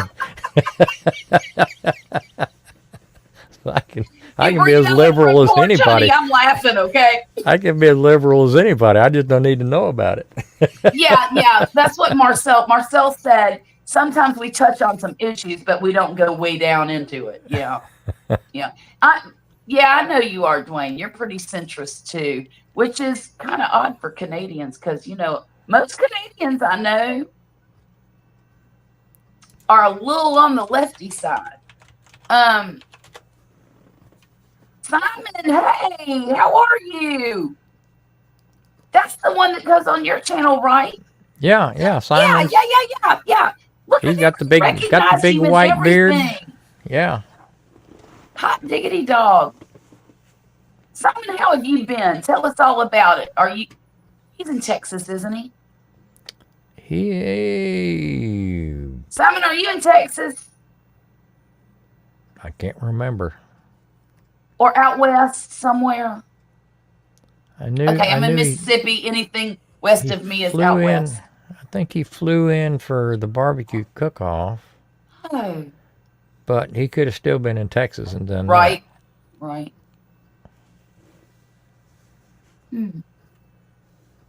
just want to find out where everybody is to see how the hurricane thing went. Deep down in the heart of Texas. He must be Austin area. Okay. Austin, San Antonio, maybe. I thought he was in Texas. Hang on 1 second, guys. Oh, goodness. I lose track after you start meeting a couple hundred people. I know, right? And having to remember all those names. It took me a while. Well, for the longest time, I had a cheat sheet. Really? I had a cheat sheet with everybody's name, their channel name, their name. If I'd send them a Christmas card or not, I did because I That's couldn't hilarious. I could not keep track of everybody. I wanted to ask you, Grumpus, which of the seeds have you decided to plant? Just curious. I think those night, what do you call them, The moon? moonflowers. I think I'm gonna put those up against the trellis, Oh, that's gonna be awesome. and that's where we've gotten so far. That's what the two of us have decided for my stuff. Everything else is still in negotiations. I understand. I do understand. Yeah, you're near Marcel, Simon. Have you ever been to Austin City Limits for concerts? Oh, look, Dwayne's always got to talk about the concerts, don't he? Hey, Dwayne, you're not going to believe this, but you know I crochet, right? Well, I've been watching this channel, and she did a inspired shawl. And her inspiration was all of the Stevie Nicks shawls from Fleetwood Mac. Oh, This cool. woman created this enormous, I mean, she's taller than me, but her wingspan's way out here, all the way nearly to the ground shawl. And she crocheted it, then she blinged it out with fringe and rhinestones and all of the, because Stevie Nicks has incredible shawls. And I think I'm going to make one. that'd be Not cool. this year. I think I'm going to wait till next year to do it because I've got way too much to crochet right now. I'm on my second blanket for the grandbaby. I still have to finish up a poncho for my son. I've got to finish up my pink watermelon Christmas blanket, the one that looks like a watermelon. And then I've also got another blanket I have to make for a friend. 2 more baby blankets to make after the second one's done. And then I'm also making a hat for a friend. It's a guy that lives in Minnesota, and he wants me to make him an ear flap hat that covers his ears. Yeah. So I'm making that for him. And I'm using double yarn, and it's thick. So hopefully it'll be good and warm for him. I hope so. Well, she always had those wispy, flowy dresses and shawls and stuff. Yeah. Did y'all hear about Good Times Daddy dying? John Amos? Yeah, he died, which was really, he was in his 80s, for crying out loud, but still, for some reason, I just feel like part of my childhood died. Because I used to watch Good Times all the time. That was the funniest thing in the world to me back when I was in the 6th grade. And it was new to have,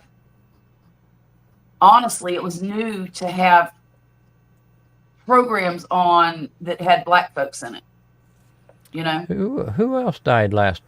Chris Christopherson. Yeah, Chris Christopherson died last week, or this week, somewhere in between. I'm sorry, guys. I can barely. Oh, it's okay. It's okay. Don't you worry about that. Tell Nicole happy birthday from all of us. That's okay, Terry. I put myself to sleep sometimes.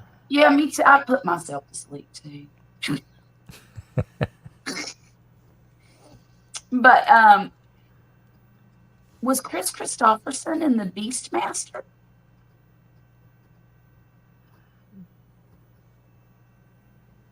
He was 88 years old. Can you believe that? The other guy, I think, was 82.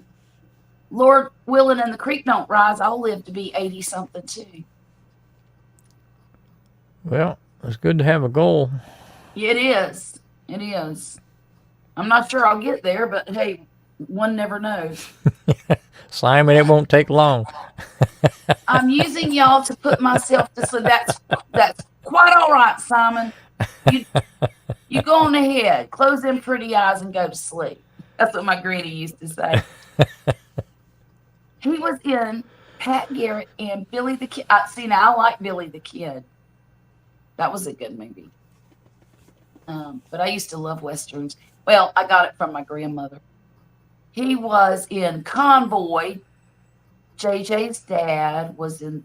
Okay, gotcha. Okay. Well, I'll tell you what, me and Vicky have gotten hooked on Tulsa King. Have you seen Is that? that anything like Tiger King? It's Stallone. Sylvester Stallone. No, I haven't seen that. And I'd seen previews of it, and I'd told her a couple of times, I said, I really want to check that out. And she, I don't know, because she's not a huge Stallone fan. Right, I'm not either.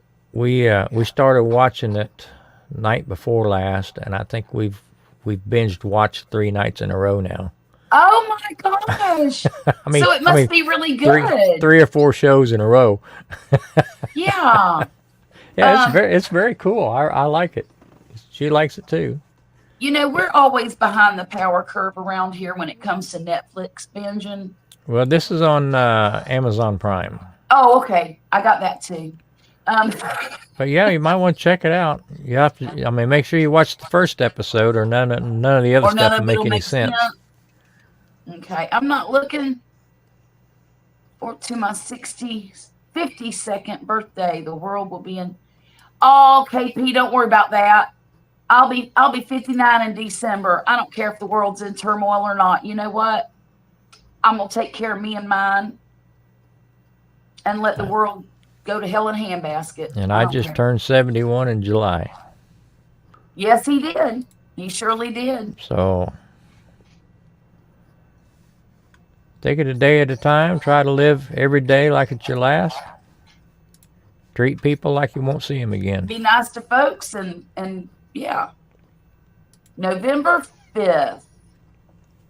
I hope that I can remember that and that you come back to our channel.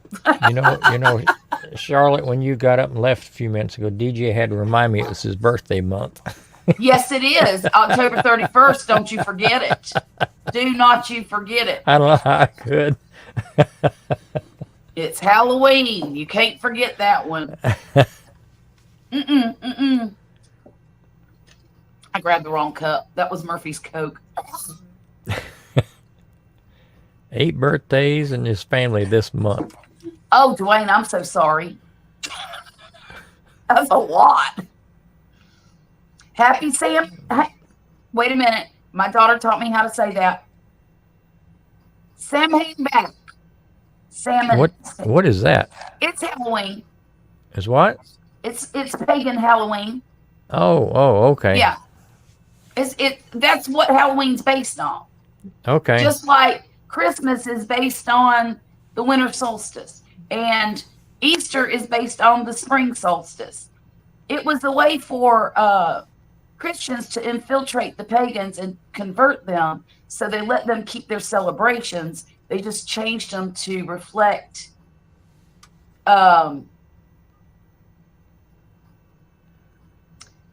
and evil. Mostly Christian-based religions reflect, like Christmas is for Jesus' birthday. Easter is for the death. Well, what the heck does Easter have to do with eggs and rabbits? I don't know where all that came from. What does the death and resurrection of Jesus Christ have to do with eggs and rabbits? Nothing. The eggs and rabbits came from the pagan religion because that was their fertility and planting season. Wow. I'm learning a lot tonight. Yeah.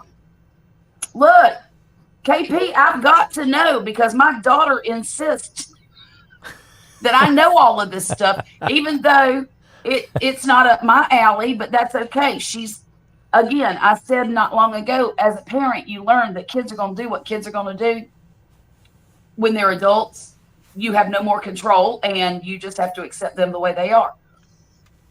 But yeah, and that's hard. We have feasts every pagan holiday. She makes me cook the things like, I don't know what we're going to do for Halloween, but she wants me to make some kind of rosemary bread, and we have to use salt of the earth stuff, you know.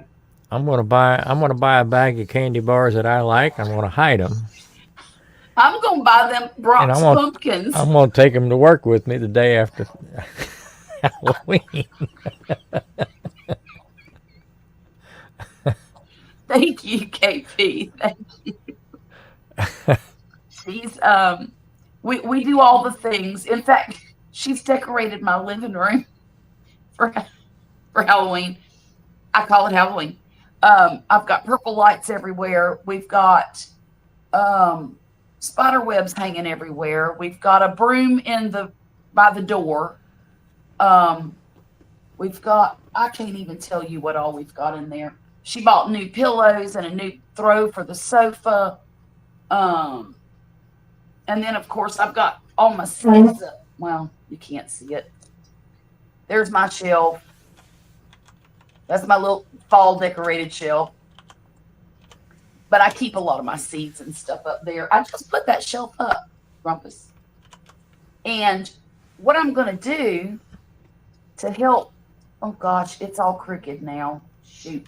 Anyhow, what I'm going to do is I'm going to get some lighting and stick it up underneath that shelf so that when I'm down here like this, the light comes down the wall. Oh, okay.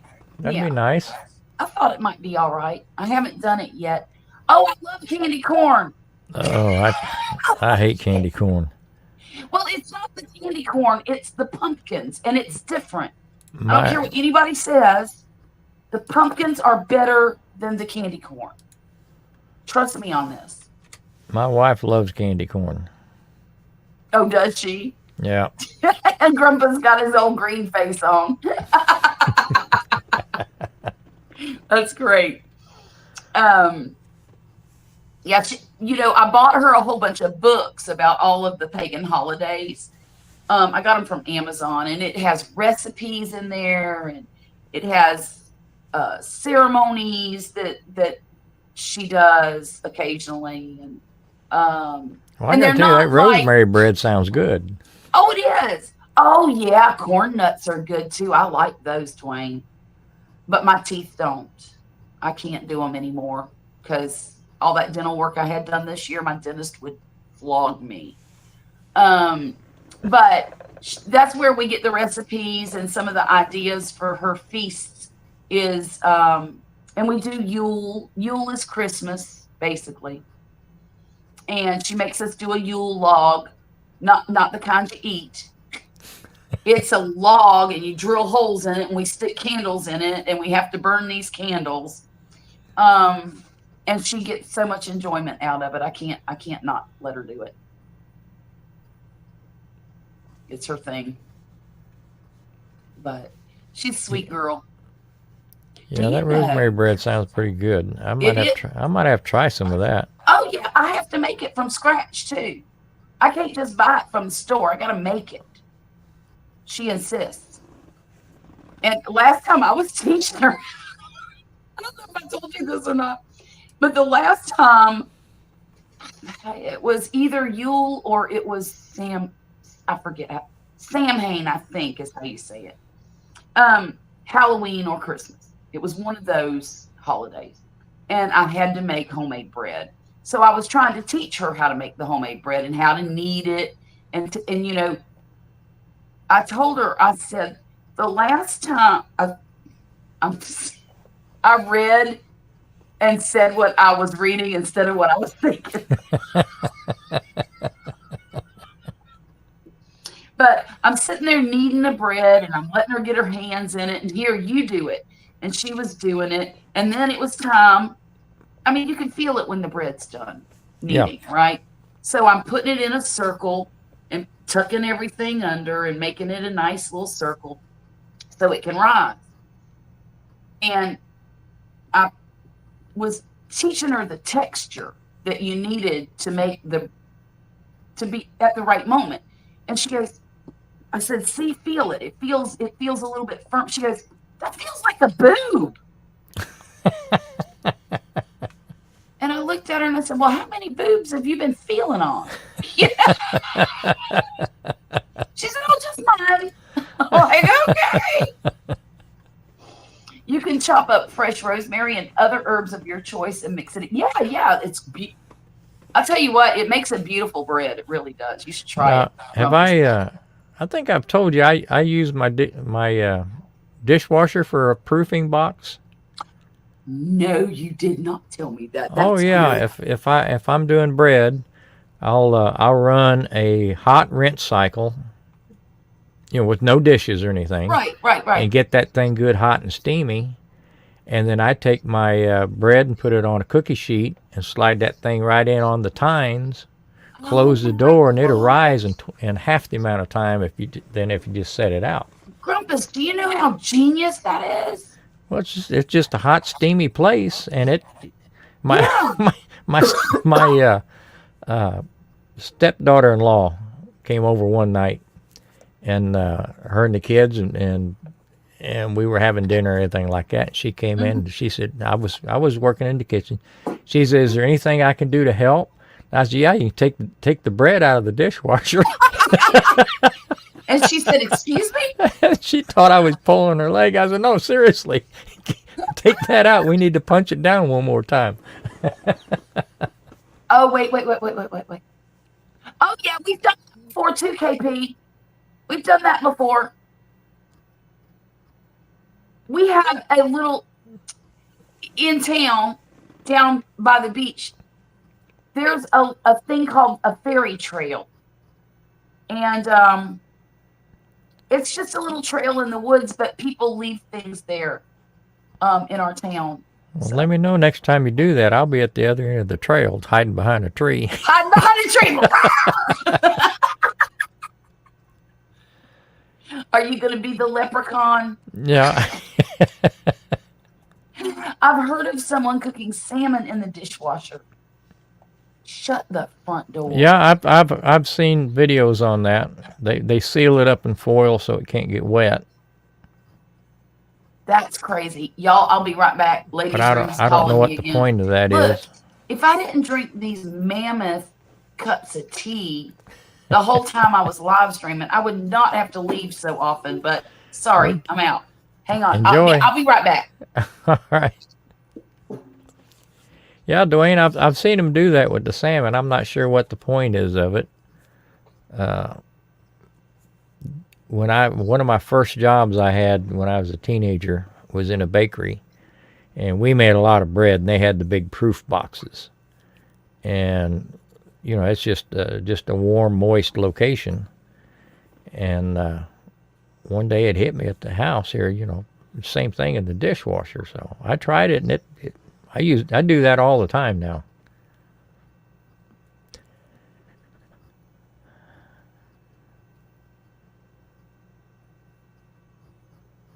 Oh yeah, Dwayne. Yeah, I used to have a crew and a bunch of the guys that worked with me. They would take their lunch and stick it on top of the motor, maybe 30 minutes before lunchtime, and just let it idle out there, and it'd warm up all their tacos and all their burritos and all that kind of stuff.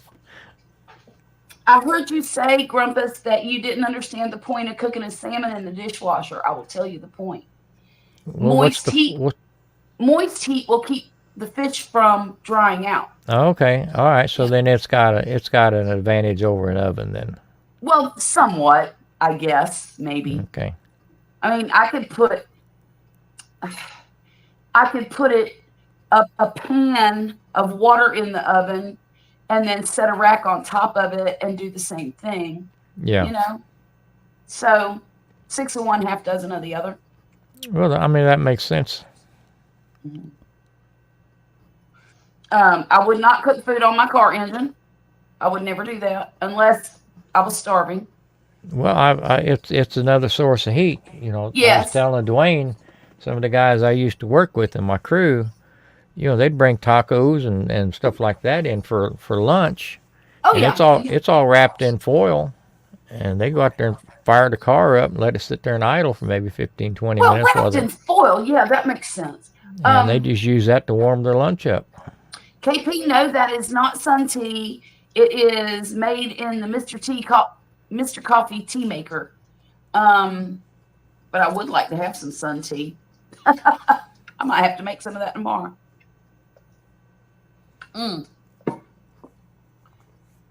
I was in a hurry tonight.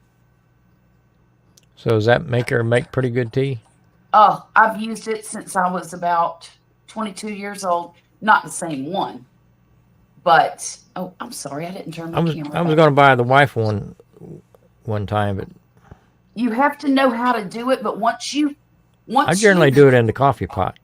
okay, well, It, I would not do that, and I'll tell you why. Because you mix the flavors, and I'm a tea connoisseur. Thank you. And well, but I take the basket out I and know, just put the bags in there yeah, loose. yeah. Oh, okay. Well, no, I would get a Mr. Coffee tea maker.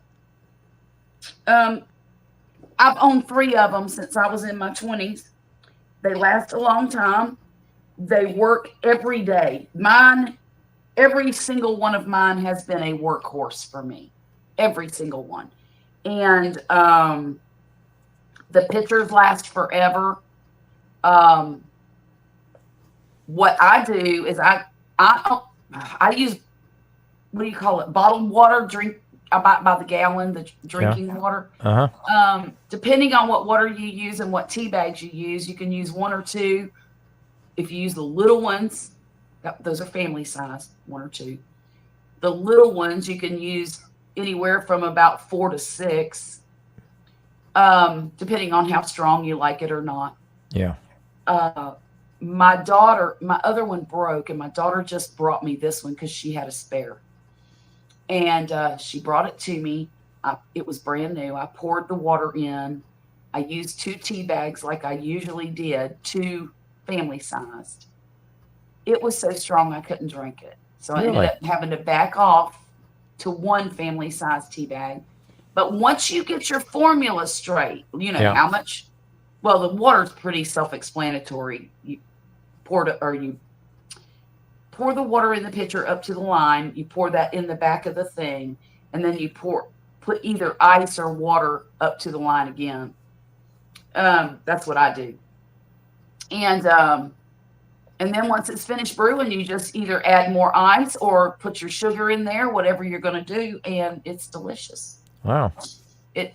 I have used it every day of my life since I was in my 20s.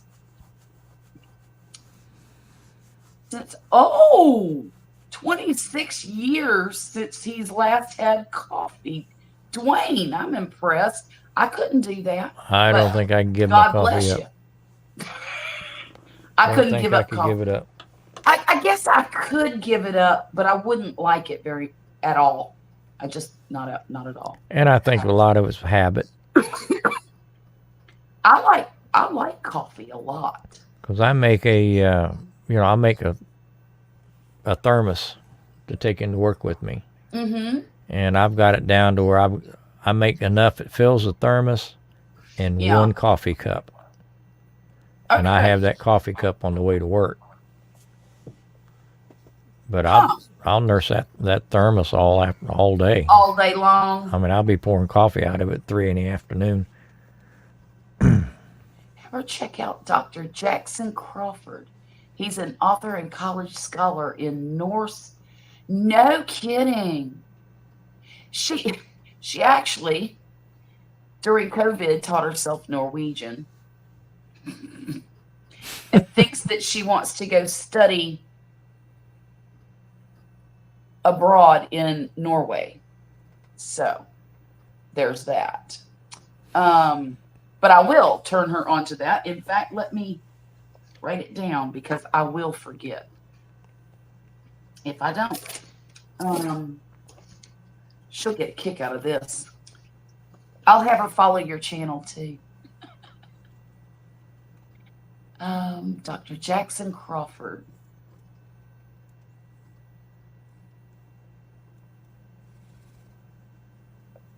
Look, Dwayne, I wanted to let you know I have run across a native Mississippi singer.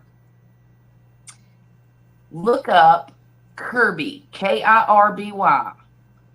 and listen to a song called Black Leaves of Mississippi.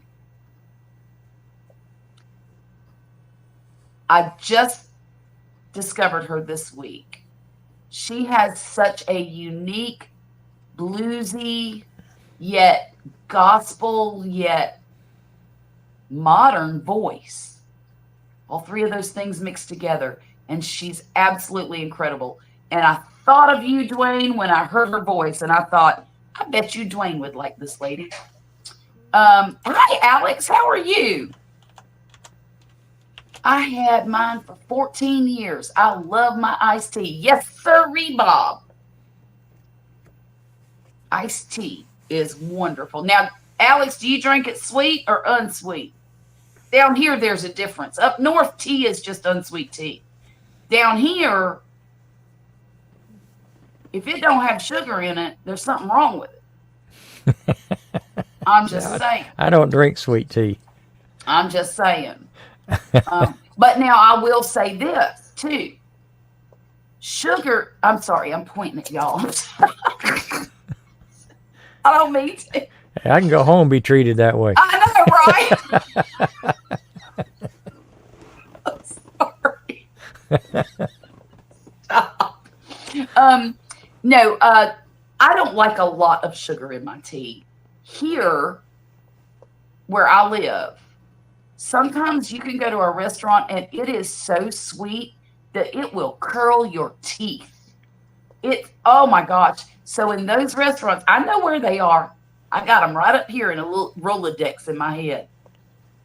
And, but I'll tell them put half sweet and half unsweet. Yeah. In the cup. So, there's that. But he said, wait. I'll check her out. Mississippi artists I like include B.B. King, Charlie Pride, Charlie Musselwhite. I don't know that one. And Paul Thorne and Elvis. Shh. Hello. No, heathen. There's no other kind of tea. Not in this house. But I only, in my Mr. Coffee tea maker, I only put 1/3 of a cup of tea. And it's 2-ish, maybe a little more than 2 quarts.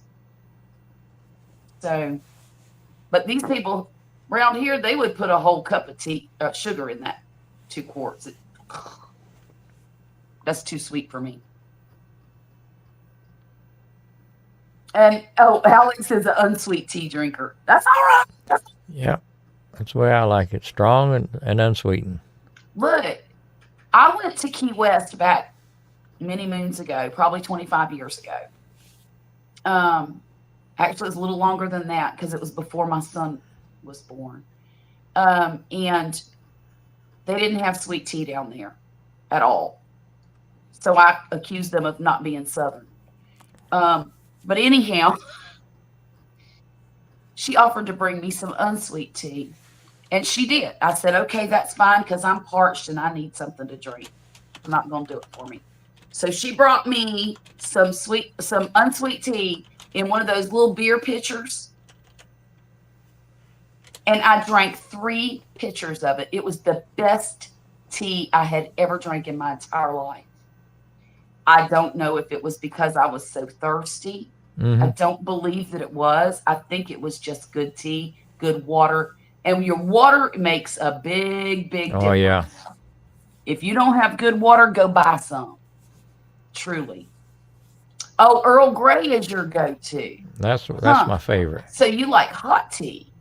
Yeah. Yeah, Well, okay. I brew hot tea and put it over ice. Oh, okay. You know what my son loves? It's the Harney and Sons Paris is the name of it. Paris. Here it is. I use it as a coin. I'll show you. Okay. Yeah. This has, I can't see it now.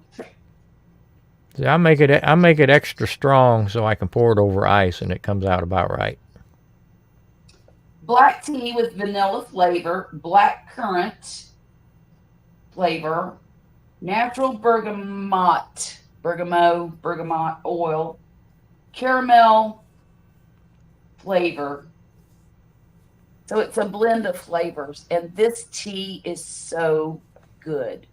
It's almost like a London fog, a little bit like a London fog. I think it's better, though.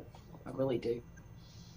And he loves to drink this stuff, especially like if he has a migraine and he's kind of recovering from that. He'll say, "Mom, could you go make me some tea?" Ah, Of course I will. Of course I will, dear. Will it make your head stop hurting? Yes, anything. God love him. He had to come home early this week once.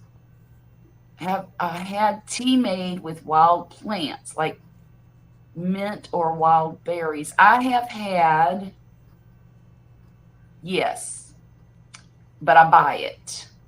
I mean, I don't make it myself, is what I mean.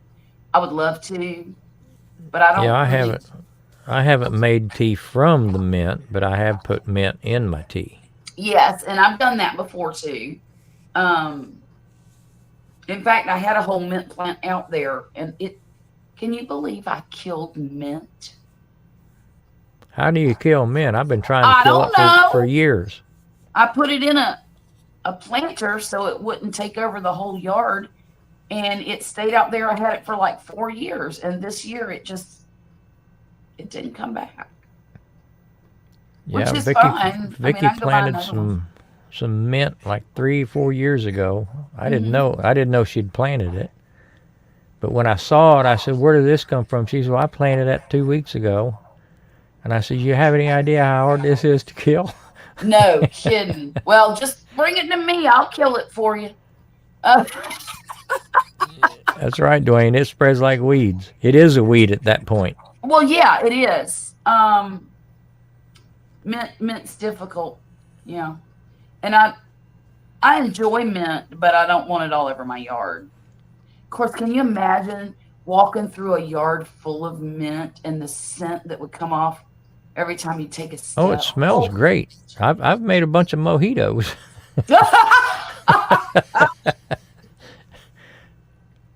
But I couldn't pick enough of it to kill it. Right. Oregano, yes, oregano does the same thing, and so does thyme. A lot of stuff does.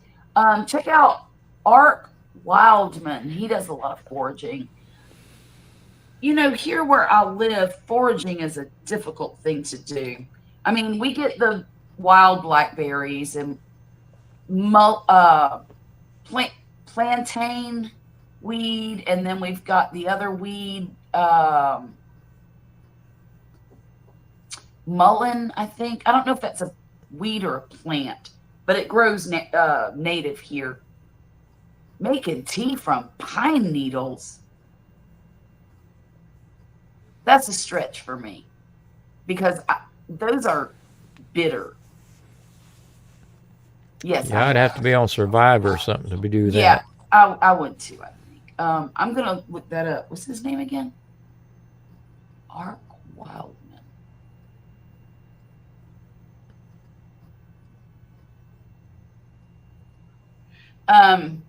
I'm sure there are other things for foraging here where I live. I'm just not super familiar with the native plants in this area. I'm a native of Florida, and I lived in Virginia for a while, and now we're here. So I haven't explored a whole lot around here. The native North Americans use pine needles as a source of vitamin C. Huh. I didn't know that. Up north, we used to forage for mushrooms. Really? My grandma, I mean, we'd go out with her, but I never got into it enough to be able to identify them. Right. So Well, I'll tell you what. I don't do it on my own. I got all kinds of mushrooms out there in my garden. I got shelf mushrooms that are eating all my wood in my wooden beds. I've got octopus stink horns that are red alien fingers coming up out of the ground. I've got bird nest fungus. I've got regular old white toadstool type mushrooms, but they're huge, like this big around, enormous. Are they mushrooms or toadstools? Well, I don't know. They just Yeah. look like, you know. Yeah, that's what I'm saying. I don't What's the know difference? enough to risk what's edible and what's not. No, neither. And I'm sure not going to eat one of them stink horns because, ew. They're slimy and stinky and they're gross. My neighbor says it's a bittersweet taste. Okay. Speaking of neighbors- mushrooms, I'm gonna wrap myself out. You know, you asked me last week what I had for supper, Yeah, and I said I had Salisbury steak, yeah, you did. and Vicky said it just tasted off. And I Huh? racked my brains trying to figure out. And I usually use milk in my gravy, but Uh-huh. there was just a little bit left, and I saved it for her cereal the next morning, and I Okay. used water and wine instead. Okay. But she just kept saying there's something off, and I said I don't understand. It's the same thing I do all the time. I think it was Wednesday. That was Saturday. I think it was Wednesday. I reached for something in the refrigerator, and I found the mushrooms that I forgot to put in the mushroom gravy. Oh, that's why it was off. Oh my gosh. See, now I thought you were going to say that you might have used portobello mushrooms instead of button mushrooms, or I just made just left mushroom them gravy and completely forgot to out. put the mushrooms in it. oh my gosh. My dad and his brother were foraging for wild mushrooms on his farm. Another uncle was also good at foraging. You know, I think up in northern Mississippi, well, more north than I am, in the woods up there, they find a lot of those morel mushrooms. Those are good. I've never had any, Morels are good. and I would like to try those. I don't know how you would eat them, though. They look so weird. You know, they got the You little, saute them up in some butter. yeah, and that's it. I'd probably throw a little bit salt of in 'em. onion or garlic in there with it. Oh, okay, yeah. Hazelnuts are good. There was a but well, yeah. Oh, y'all. I ordered myself a nectarine tree, and it should be getting delivered sometime in December. I'm so excited I could scream about it. And the next tree I'm going to order is going to be a pomegranate. I need not a pomegranate. What am I? Persimmon. I want a Fuyu persimmon tree. Actually, I'd like to have two. I've never eaten a persimmon. Do you remember Mona from Sifting Some Soil? Yeah, I haven't seen her in a while. Well, she does a lot of live streaming on her own now, and so she don't come and hang out with me near as much. But I go to her channel on Sunday and Monday nights. Okay. But she's sending me a mulberry cutting, and I'm so excited. I can't wait. I don't know if they taste like blackberries, but they look like them, so I'm assuming there's a similarity there. Mm-hmm. And that would be so amazing to me. Instead of having a bunch of blackberry bushes, just have one tree that has berries all over. Let's see. Yeah, I love pomegranates too, but I can't grow up. I had a pomegranate tree for the longest time in the backyard, and they're not self-fertile, so you need another one to pollinate. And I didn't know that at the time, but it has the most beautiful flowers on it, kind of like a passion flower, only they're a burgundy red. Well, the one I had burgundy red flowers, and every stinking year when they would bloom, my son would pick those flowers off and bring them to me. I got a flower for you, Mommy. And I say, son, you're not going to get any pomegranates if you keep picking them flowers off. Time to beat him with a flowerless stick. Nah. Do Saskatoon berries grow in your area? Also, I have never heard of either Never heard of these things. Of course, it could be called something else down here that, you know. Yeah. Never know. Let me see. That may be something only grows up there in Canada where it's cool. It could be.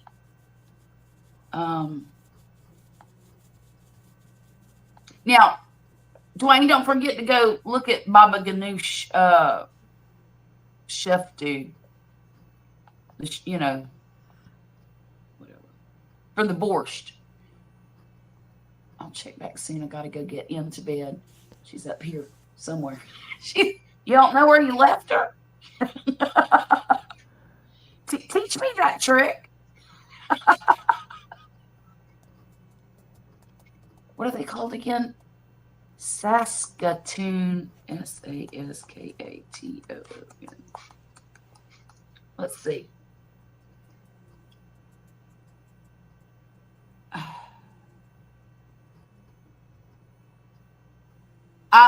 Well, it kind of looks like a blueberry.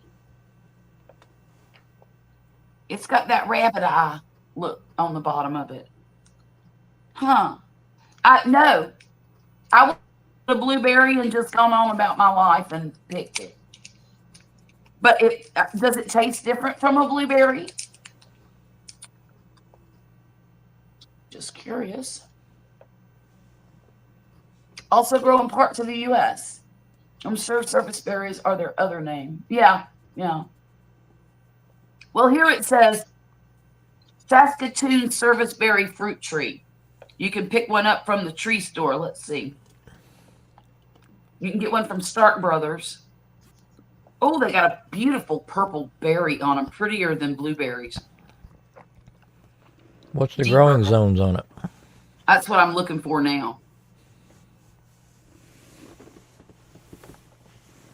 That's interesting. They're willing to it says incompatible with your zone. 2 through 7. There you go. That's a northern berry there. That's northern. But I think I've decided that for Christmas I'm sending my dad a set of 4 muscadine bushes. Oh, okay. He loves muscadines, and he doesn't have any. And I thought that would be a really cool thing for me to send him.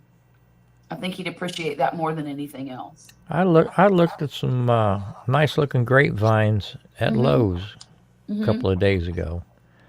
I just don't know if the birds will leave them alone or not. It just seems The like key to that is grow enough that you can share with the birds. well, that might take a bit. It might. It might. I was just out there checking on my fish today. He needs company. I know he doesn't. But me and Vicky had that same conversation today. We got that one fish down there on the bottom.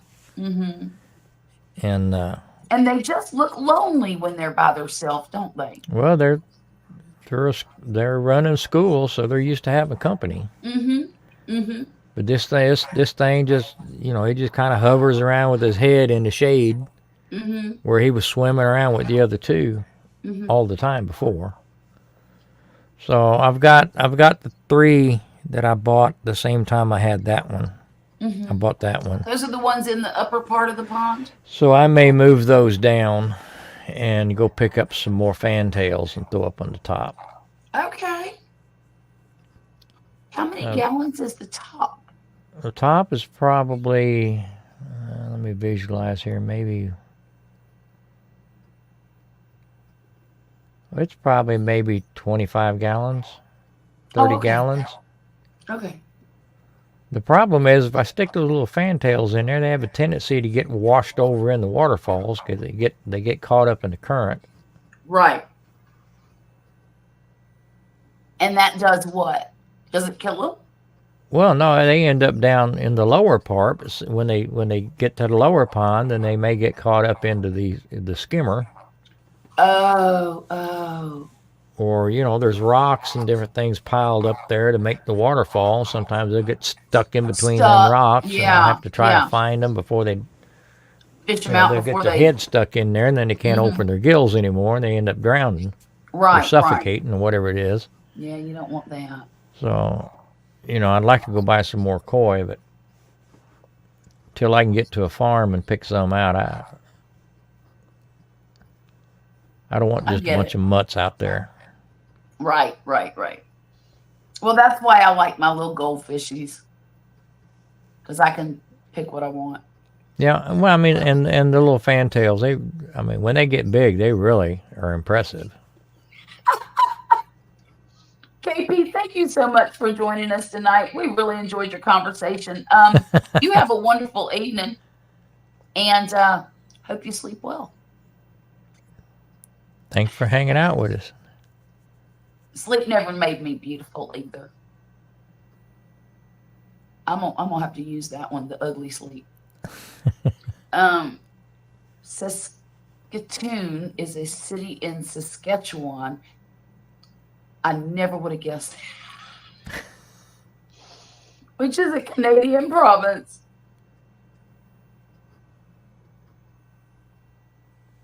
North of the U.S. state, Montana and North Dakota. Oh, okay. Yeah, well, it would be really cold up there. Always wanted to go see Montana. Yeah, that's on my bucket list. Don't they call that big sky country? Big Yeah, sky Montana, state? the Dakotas, that area up there, I'd like to spend Now, a few I don't days want up to go there. in the wintertime, Oh no, I don't either. but Nope. I'd love to see it one day. And Wyoming and Yellowstone. I don't want to go to California, but I do want to see the Sequoia National Forest. Yeah, there's nothing for me in California out there. That's the only thing. And I want to see, oh my gosh, where did Mount Zion? No, Zion National Park. My son went there, and he has the most beautiful pictures of these red, what do they call those things that go way up in the air? They're like structures, but they're made of sand, and I guess they've been eroded by the wind and elements. Yeah, they got a fancy name, but I don't know what it Mesa. is. No, is it a mesa? No, Mesa's the flat top. Yeah. Hang on, let me see. Yeah, Alex got a point there. Mount Zion National Park in Utah. Ah, it's just so beautiful there. So I'd like to see that too.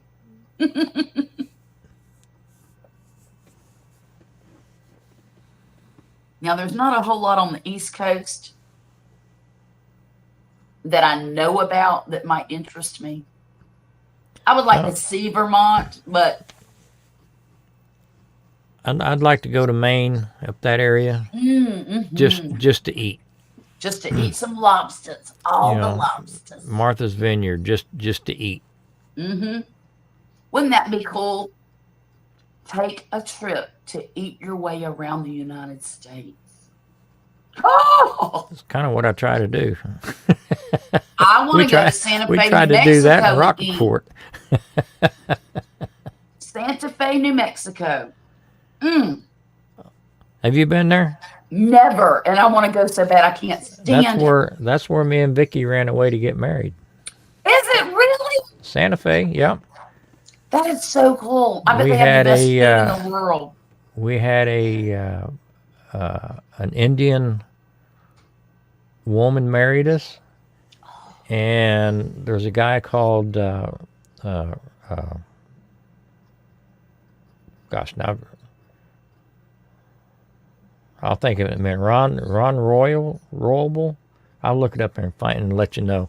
He's a native Indian, played flute, played Indian flute during the ceremony. Oh, romantic. We got married in one of them little courtyards and one of them little hotel adobe spots. houses? It was a house of Court of Three Sisters, I think it's called. Yeah, it was a nice time. It was beautiful. I love Santa Fe. That's one of the few places that could get me to leave Texas. Really? Huh. Of course, it gets cold. It gets cold there. I don't care about cold.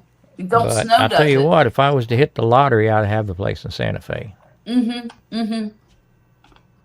I could stay inside and pay somebody to take care of the snow and bring me Right? firewood.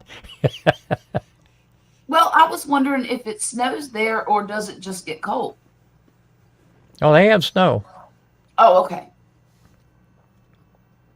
But not feet of snow like Indiana and New York. No, not in Indiana proportions. No. Right.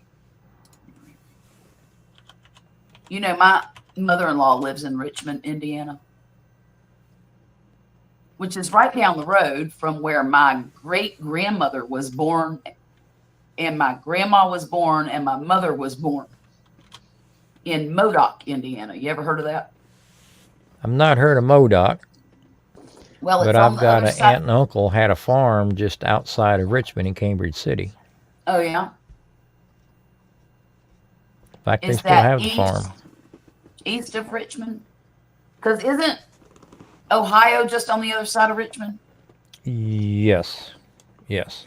Richmond's right on the border. Mm-hmm.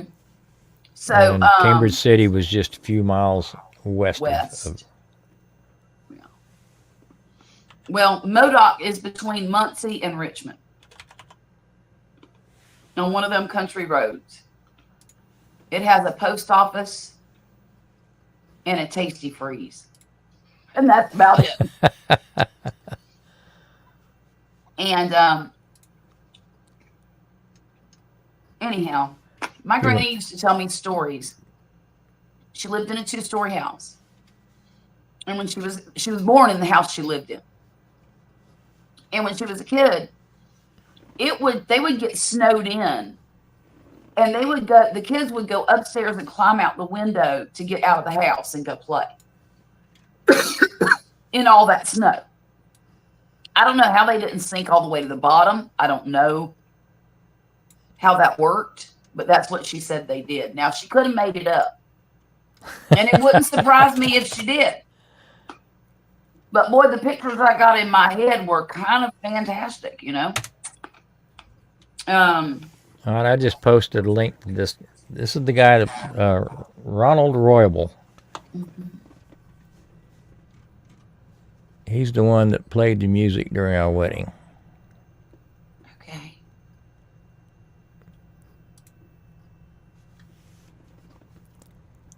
Well, I'm going to have to write him down because if I try to listen to it, it's going to give us all kinds of feedback. But yeah, he's very, very calming music. I'll have to check that out. And he records his own stuff. Mm-hmm. Produces his own stuff, makes his own CDs, and mails them through a. I mean, he does everything from start to finish. Wow. I'm sure he has a impressive. house or a company that probably stamps out the CDs for him, Sure, yeah. and somebody else that handles the mailing. But there's no managers involved or, that It's kind of just stuff. him. Mm. Wow. It looks like he's created a pretty nice thing for himself. His Santa Fe is beautiful. I love Santa Fe. That's on my bucket list. Eat my way through Santa Fe. Oh, they got some good food. I can guarantee you that. I'm getting teary-eyed just thinking about it. Well, we were talking last weekend, having our coffee. We're 16 years into putting up at each other. And I told her, I said, we hit 20, we may have to go back to Santa Fe. Yeah, do that. And shoot, I'd do it at 17. Maybe do it at 17. In fact, we were talking, I told her, I said, yeah, it's been 16 years since I gave up half my stuff.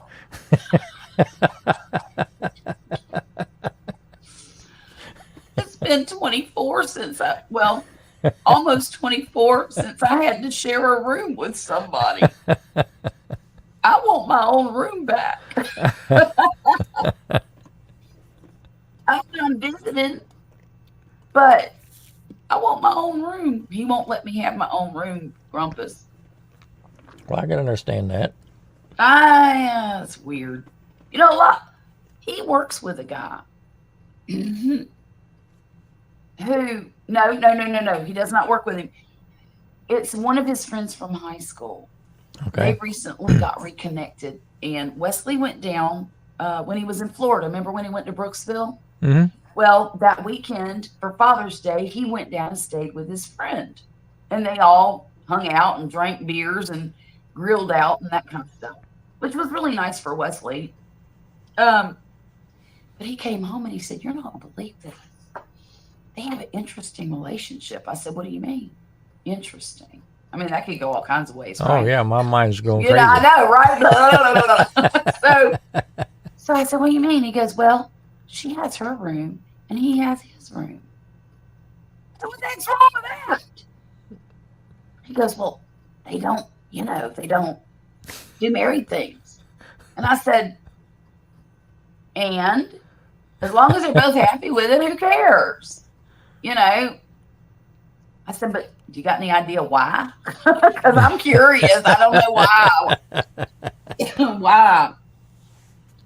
I don't know. I thought it was a little interesting situation. It's a little weird. I mean, I don't mind having an A room in my house that's mine, and her having a room that's hers. But That's we're what gonna I share a bed. mean. We're gonna share a bedroom. That's what I mean, though. Yeah. I yeah. just want my own room. I'll still share a room with Wesley. I mean, that's where I sleep.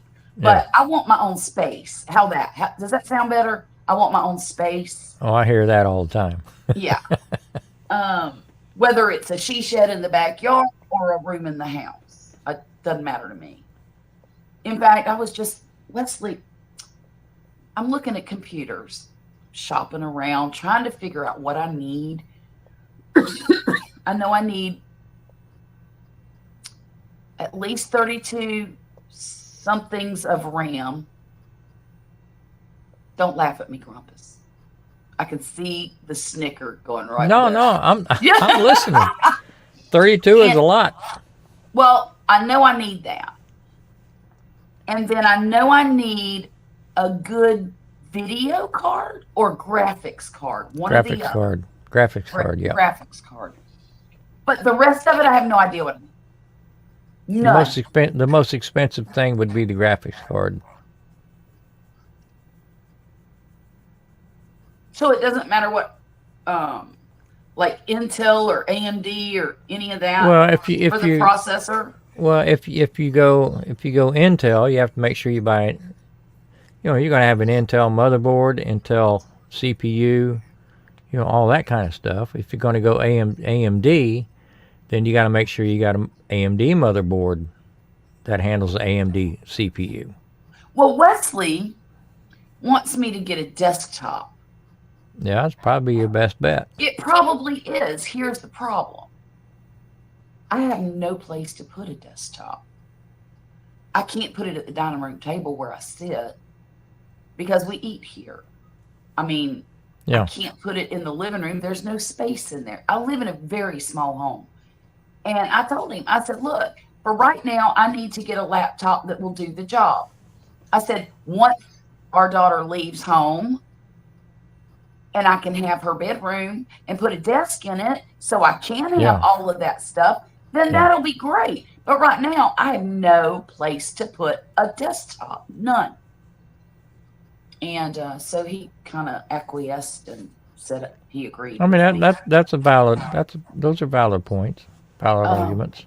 There is no place. And the thing is, if I had a system like that, like a desktop with all the 2 or 3 monitors and all the stuff that I never would learn how to use, I would want it to be like a type studio where I could get privacy and quiet and, Yeah. I don't want to do it in the middle of the living room where everybody's walking by and aggravating me and, I hear you. You know Well, I how mean, we do. if you're looking at laptops, just make sure you get something with a dedicated graphics card. Okay. How do I know it's got that? They'll let you know because that's a selling feature. Oh, okay. Okay. See, a lot of your CPU chips now come with graphics built in. But See, I But didn't that's- know that. but that's just enough graphics to drive a monitor. Okay. You're making video, so you need something that's fairly fast, Right. which would be, probably an NVIDIA graphics card or an AMD graphics card. Okay. Probably NVIDIA is what I'd rather have. Just That's because what I I know would. the name. That's what I would push because they're the They're top the dog. gurus. Yeah. They're the top dog. So all of your Exactly. software is guaranteed to work with it. Mm-hmm. But Mhm. you know, if you're doing edits and stuff like that and rendering and things like that, then you need the speed that the graphics card would give you. Okay. Okay. Yeah, because if I get a laptop, I can download a editing program and learn it, Yeah, and absolutely. so I can. I think what's happening really, You're despite outgrowing what you have. that's what I think. I think I'm outgrowing what I've Yep. got. And that's weird because I don't feel like I've learned any more than when I started with. You're at a Making sense? standstill. Yeah, maybe. Yep. Yeah. I understand that. I've plateaued. So you just, and you know, so you'll need to decide, number one, what size screen you want to look at, and then you need to decide if you want to go 1080 or 4K. Now, if you go 4K, that's 4 times 1080. Yeah. Okay. Yeah. So the smaller screens, the pixels are so tight already, you can run 1080 because you wouldn't see that much of a benefit at Right. 4K. Most of those laptops, if you're running 4K, then you need to blow up the text where you can even see it, and it kind of defeats the purpose. And it Yeah. falls into how much power you're draining off of your batteries. Right. So if you don't need the 4K, you can get longer battery life with a 1080. Okay. Okay. Because I've got a little laptop that I use off and on for work, and it's a 13-inch screen. It's 1080, and it's just sharp as a razor. That's the way my Chromebook is. So if you wanted to go to like a 17-inch monitor or something like that, then I can say, okay, well, the 480 or the 4K, you'd probably see a difference. See, now I was looking at a 16-inch monitor. Okay, well, say you could get away with 4K. And the reason But I was it does is drain your because battery. my eyesight is not what it used to be, and it's easier for me to read on a bigger screen. I mean, that's, you know, but I will say I don't think that I feel like I need 4K because to me the difference is negligible. I bought Vicky a laptop about 3 years ago, 17-inch, and I bought 1080 because it's plenty big enough. We looked at 4Ks in the store, and she couldn't read the print. By the time you blow the print up 200%, then you've kind of lost the whole 480 concept to start with, because now you can't get as much on the screen as you would if you was running 4K. Right. So I would say, you know, you probably save a few bucks by going 1080. Okay. But I don't know how readily those are available anymore, because I haven't shopped laptops. I don't either. But even if it's a 4K display, you can display it in 1080. Oh, okay. It'll still be plenty sharp because it's exactly 4:1 on the pixels. Okay. So a 4K screen is going to be the same as having 1080, 1080, 1080, and 1080. All the way around it. So everything still stays nice and sharp. Kind of like your clouds back there. Yeah, my. Those are. I mean that's all right. Here's a good example. That's 4K running on that monitor. Okay. I've got it running through OBS, Okay. which is bringing it back down to 1080, Oh. and it's displaying 720 because that's what StreamYard. Exactly. But boy, it looks awfully sharp. Well, it's a teeny tiny little area too. And not only that, but the colors are extremely vibrant. And I really like that too. I love that smoke background. Well, that's just something I found on YouTube. No kidding. Yeah, there's a YouTube video running. No Right there. Shut the front door. It's with There OBS. you go. Oh I my goodness. Just went to YouTube and found something. Blow it up full screen. And throw it in the background. So all that stuff you see in the nature and the water running and the Those waves are all crashing, YouTube videos. it's all. I just go on YouTube and look up 4K backgrounds and different stuff shows up. Oh, I really like that one a lot. I like that a lot. Of course, I like all your scenery too, but that one's kind of special. Yeah, I was getting tired of the same old looking out the window thing. Look, I'm getting really tired, Grumpus. I think I'm going to get off of here. What have you been going? 2 hours and 55 minutes? Yeah. I don't know. You think we should do a? No, we shouldn't. I really need to go. I can hang it up anytime. Okay. Chat, thanks so much for coming tonight, as always. So next week. Yeah. You want to try Restream? Yeah, let's try it. Oh God, I'm scared. Well, I mean that'd be my weekend, right? Yes, it will. So should I do Restream too? I mean, like. Well, when I send you the link, send me a link. It'll take you to Do I have to sign up ahead of time? You shouldn't have to. Okay. I mean, you may have to if you decide to broadcast. Well, on Restream. Might have to set an account up. But you didn't before. I did Restream once at one other time, and I don't think you. Oh, okay. I thought that was EB Mux that you did. Maybe it was, but you didn't have to sign up for that one either, did you? No. No. Once I send you the link, it should take you right to it. Okay.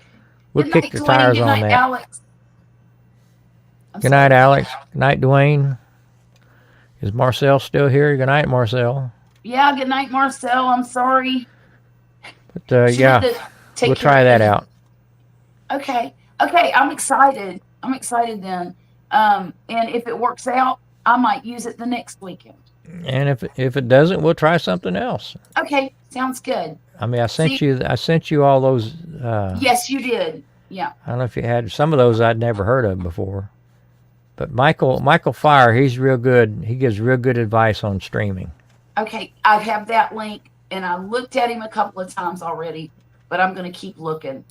Maybe, who knows, one of these days I might get me an OBS, whatever that means. Anyway, have a great night, Grumpus. Thanks for hanging out with me. We'll see you, Charlotte. Take care. Good night, everybody. Have a good week. Bye-bye.